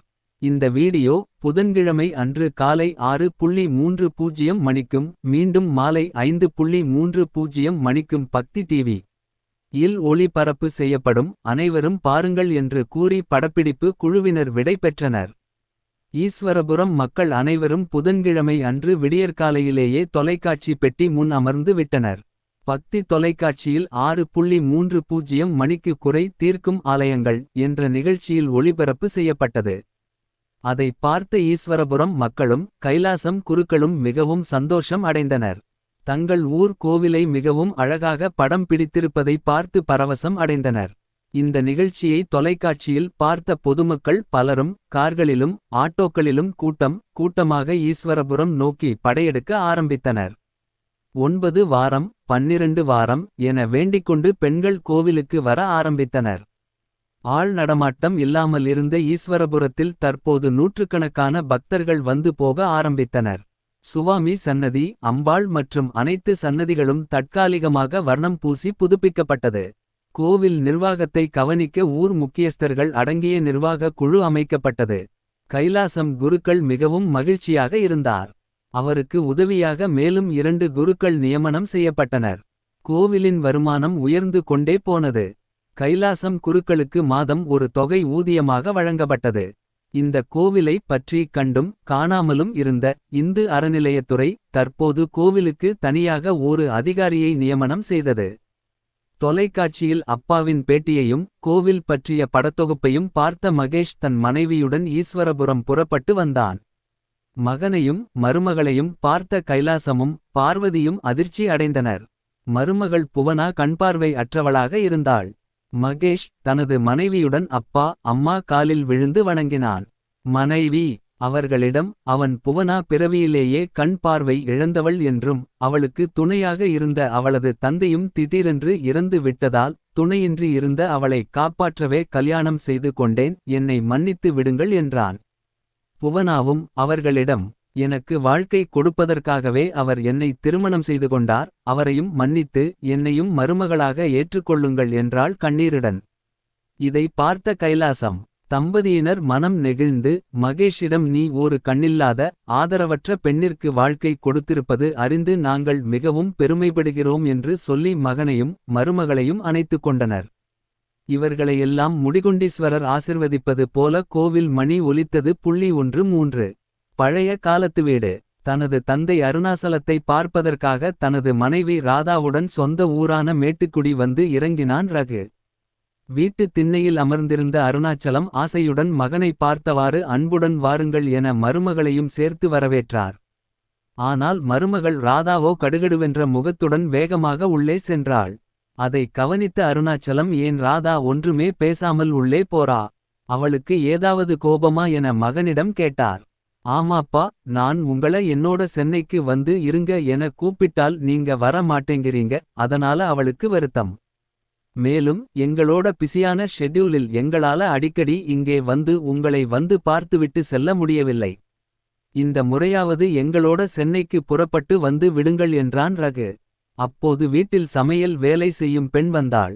அருணாச்சலம் அப்பெண்ணிடம் மகனும் மருமகளும் வந்து இருக்காங்க, அவங்களுக்கு பிடிச்சது சமைச்சு போடுங்க என்றார். சரி என்று சொல்லிவிட்டு அந்த பெண் நகர்ந்தாள். ரகு ராதா இருந்த அறைக்குள் சென்றான். அப்போது ராதா அவனிடம் இத பாருங்க, சாப்பிட்டவுடன் மாமாவிடம் விஷயத்தை கண்டிப்பா பேசுறீங்க, நாம இந்த ஊருக்கு வருவது இதுவே கடைசியாக இருக்கட்டும், அவர்கிட்ட விவரமா சொல்லுங்க என்றாள். சரி என்று தலையசைத்தான் ரகு. சாப்பிட்ட பிறகு அருணாச்சலம் ஓய்வாக வாசல் திண்ணையில் படுத்திருந்தார். அப்போது வெளியே வந்த ரகு அப்பாவிற்கு எதிரே அமர்ந்தான். ரகுவை பார்த்தவுடன் எழுந்து அமர்ந்து கொண்ட அருணாச்சலம் என்ன ரகு சாப்பிட்டியா, ராதா சாப்பிட்டாளா என கேட்டார். எல்லோரும் சாப்பிட்டாச்சுப்பா, நான் இந்த முறை இங்க வந்தது உங்களிடம் ஒரு முக்கியமான விஷயம் பேசுவதற்காக தான் என்றான் ரகு. என்ன விஷயம் என கேட்டார் அருணாச்சலம். நாங்களும் ரொம்ப நாளா உங்க கிட்ட சொல்லிக்கிட்டு தான் இருக்கோம், நீங்க இங்கே தனியாக இருந்து கஷ்டப்பட வேண்டாம், சென்னைக்கு புறப்பட்டு வந்து விடுங்க என்று, ஆனால் நீங்கள் வர மாட்டேங்கிறீங்க என்றான். அதற்கு பதிலளித்த அருணாச்சலம் நான் இங்கே சௌகரியமாக தான் இருக்கேன், வேணுங்கிறதை சமைத்து கொடுக்க சமையல் அம்மா இருக்காங்க, ஏதாவது உதவி தேவைப்பட்டால் உடனடியாக செய்வதற்கு பக்கத்து விட்டு பிரபாகர் இருக்கிறார். மேலும் நான் அங்கே வந்து உங்களுக்கு தொந்தரவாக இருக்க விரும்பல, அதனாலதான் நீங்க பல முறை கூப்பிட்டும் சென்னைக்கு நான் வர விரும்பவில்லை என்றார். இல்லப்பா, உங்களுக்கும் வயசாகி கிட்டே இருக்கு, உங்களை இங்க தனியா விட்டுட்டு நாங்க அங்கே நிம்மதியா இருக்க முடியல, அதனால நாம இந்த வீட்டை வித்திடலாம். நான் சென்னையில் ஒரு பெரிய 3 படுக்கை அறை உள்ள அபார்ட்மெண்ட் ஐ பார்த்திருக்கேன், இந்த வீட்டை வித்து வர்றா பணத்துல கொஞ்சம் பணத்தை கொடுத்தீங்கன்னா அதை முன்பணமாக கொடுத்து விடலாம், மீதமுள்ள தொகைக்கு நான் பேங்க் மூலமாக கடன் பெற ஏற்பாடு செய்கிறேன் என்றான். உடனே அருணாச்சலம் அவனிடம் இல்லை ரகு, இது எங்க அப்பா அம்மா உன்னோட அம்மா போன்ற எல்லோரும் நிறைவாக வாழ்ந்து முடிந்த வீடு, நானும் அதுபோல என்னோட இறுதி காலம் வரைக்கும் இந்த வீட்டிலேயே இருக்கணும்னு விரும்புறேன், அதனால தற்போதைக்கு இந்த வீட்டை விற்க வேண்டாம் என்றார். உடனே ரகு கோபமாக இல்லைப்பா, நாளைக்கு என் நண்பர் மூலமா ஒருத்தர வர சொல்லியிருக்கேன், அவருக்கு இந்த வீட்டை மிகவும் பிடிச்சிருக்கு, அவர் ஏற்கனவே இந்த வீட்டை பார்த்து இருக்கிறார், விலை மட்டும் நம் எதிர்பார்ப்பை ஏற்றுக்கொண்டால் நாளைக்கே அட்வான்ஸ் கொடுத்து ஒப்பந்தம் போடலாம் என்று சொல்லி இருக்கார், அதனால நீங்க இந்த முறை ஒத்துக்கதான் வேண்டும் என்று சொல்லிவிட்டு வேகமாக அந்த இடத்தை விட்டு நகர்ந்து சென்றான் ரகு. அருணாச்சலம் ரகு கோபமாக பேசுவதை கேட்டு செய்வதறியாது திகைத்து நின்றார். இரவு அருணாச்சலம் தூக்கம் வராமல் படுக்கையில் அமர்ந்து இருந்தார். பக்கத்து அறையில் மகனும் மருமகளும் பேசிக்கொள்வது காதில் விழுந்தது. மருமகள் ராதா ரகுவிடம், உங்க அப்பா நாளைக்கு இந்த வீட்டை விற்க ஒதுக்கலைன்னா நாம இனிமே இங்கே வர வேண்டாம், அவரும் சென்னைக்கு வர வேண்டாம். அவர் இந்த வீட்டையே கட்டிக்கிட்டு அழட்டும் என்றாள் கோபமாக. சத்தமா பேசாத ராதா, பப்பா காதுல விழப் போகுது என்றான். நல்லா விழட்டுமே, காதுல விழட்டுமேன்னுதான் பேசறேன். அவருக்கு ஓரே பையன் நீங்க, உங்களுக்கு உதவி செய்ய அவருக்கு மனசு வரல. நாமளும் இத்தனை நாளா பலமுறை சொல்லிப் பார்த்துட்டோம். ஆனா அவர் பிடிவாதமா அவர் பேசறதையே பேசிக்கிட்டு இருக்கார் என்றாள். சரி சரி, கொஞ்சம் பொறுமையா இரு, நான் காலையில அப்பா கிட்ட கண்டிப்பா சொல்லியிருக்கேன், நாளைக்கு பார்க்கலாம் என்றான் ரகு. இதையெல்லாம் கேட்டுக்கொண்டிருந்த அருணாச்சலம் மிகவும் மனமுடைந்து போனார். அவர் இந்த வீட்டைப் பற்றிய பழைய நினைவுகளில் மூழ்கினார். அப்பாவும் அம்மாவும் அவரை அன்புடன் வளர்த்தது, தான் அந்த வீட்டில் விளையாடியது, படிப்பதற்காக சைக்கிளில் அருகிலுள்ள டவுனுக்கு சென்று வந்தது, பிறகு வேலைக்கு சென்று வந்தது, தனக்கு கல்யாணம் ஆனது, புவனேஸ்வரி மனைவியாக வந்தவுடன் அவளும் இந்த வீட்டிலேயே பொறுப்பான மருமகளாக நடந்துகிட்டது மட்டுமல்லாமல் இந்த வீட்டில் நடந்த வளைகாப்பு, சீமந்தம், அப்பாவின் சஷ்டியப்த பூர்த்தி போன்ற அனைத்தும் அவருக்கு நினைவுகளில் வந்து போனது. மேலும் இந்த வீட்டில் தான் அனைத்து நல்ல காரியங்களும் சில துக்க நிகழ்வுகளும் நடந்துள்ளது. ஆனால் இதுநாள் வரை இந்த வீடு ஒரு ராசியான வீடாகவே அமைந்துள்ளது குறித்து அவர் மிகவும் திருப்தி அடைந்தார். தன்னுடைய இறுதி நாட்களும் இந்த பழைய வீட்டிலேயே கழிக்கப்பட வேண்டும் என அவர் விரும்பினார். ஆனால் காலையில் மகன் ரகு மிகவும் கண்டிப்புடனும் கோபத்துடனும் பேசியது மிகவும் வருத்தமாக இருந்தது. நான் என்ன சொல்றேன், யாருக்கும் தொந்தரவாக இல்லாமல் என்னோட இறுதி காலம் வரைக்கும் இந்த வீட்டிலேயே இருக்கிறேன் என்று தான் சொல்கிறேன். என் காலத்திற்கு பிறகு எப்படி இருந்தாலும் இந்த வீடும் இதர சொத்துக்களும் ரகுவுக்குத்தான். அதன் பிறகு அவன் வேண்டுமென்றால் இந்த வீட்டை விற்று கொள்ளட்டுமே. ஒரு வயசான கிழவனின் உணர்வுகளை கூட புரிஞ்சுக்காம இப்படி ஒரேடியா எடுத்தெறிஞ்சு பேசுறாங்களே, நான் என்ன செய்வேன், நீயே சொல்லு புவனேஸ்வரி என்று மனைவியின் புகைப்படத்தை பார்த்து கண்ணீர் விட்டபடி நின்றார். மிகவும் உணர்ச்சிவசப்பட்ட படியே படுக்கையில் அவர் படுத்தார். மறுநாள் காலை 7 மணி ஆகியும் அப்பா இன்னமும் எழுந்து வெளியில் வரவில்லையே என்று யோசித்துக்கொண்டே அப்பா தங்கியிருந்த அறைக்கு சென்று பார்த்தான் ரகு. கதவு உட்புறமாக தாளிடப்பட்டு இருந்தது. அவன் பலமுறை கதவை தட்டியும் கதவு திறக்கப்படவில்லை. பயந்து போன அவன் பக்கத்து வீட்டு பிரபாகர் மாமாவிடம் ஓடிச் சென்று கூறினான். அவரும் அவசரமாக ஓடிவந்து கதவை தட்டி பார்த்தார். பிறகு கதவை இருவருமாக சேர்ந்து உடைத்து உள்ளே சென்று பார்த்தபோது அருணாச்சலம் கைகளை விரித்தபடி குப்புற படுத்து இருந்தார். அவரை புரட்டி போட்டு பார்த்தபோது தான் தெரிந்தது, அவர் உயிர் பிரிந்து விட்டது என்று. அப்பாவின் உயிரற்ற உடலை பார்த்தவுடன் ரகு கண்ணீர் விட்டு கதறி அழுதான். அப்பா கடைசிவரை இந்த வீட்டிலேயேதான் இருப்பேன் என்று பிடிவாதம் பிடித்து அதை சாதித்து விட்டீர்களே என்று கூறியபடியே கதறி அழுதான். சத்தம் கேட்டு ஓடி வந்த ராதாவும் மாமா இறந்துவிட்டதை அறிந்து அதிர்ச்சியில் நின்றாள். தன் விருப்பத்தையும் மீறி பாரம்பரியமான இந்த பழங்காலத்து வீட்டினை விற்கச் சொல்லி மகனே கட்டாயப்படுத்தியதால் ஏற்பட்ட மன உளைச்சலாலும் அதிகபட்ச இரத்த அழுத்தத்தின் காரணமாகவும் தூக்கத்திலேயே உயிர் இழந்தார். ஆனால் தனது இறுதிக்காலம் வரை தன்னுடைய இந்த பழைய பரம்பரை வீட்டிலேயே இருக்க வேண்டும் என்ற அவரது ஆசையை நிறைவேற்றிக் கொண்டார்.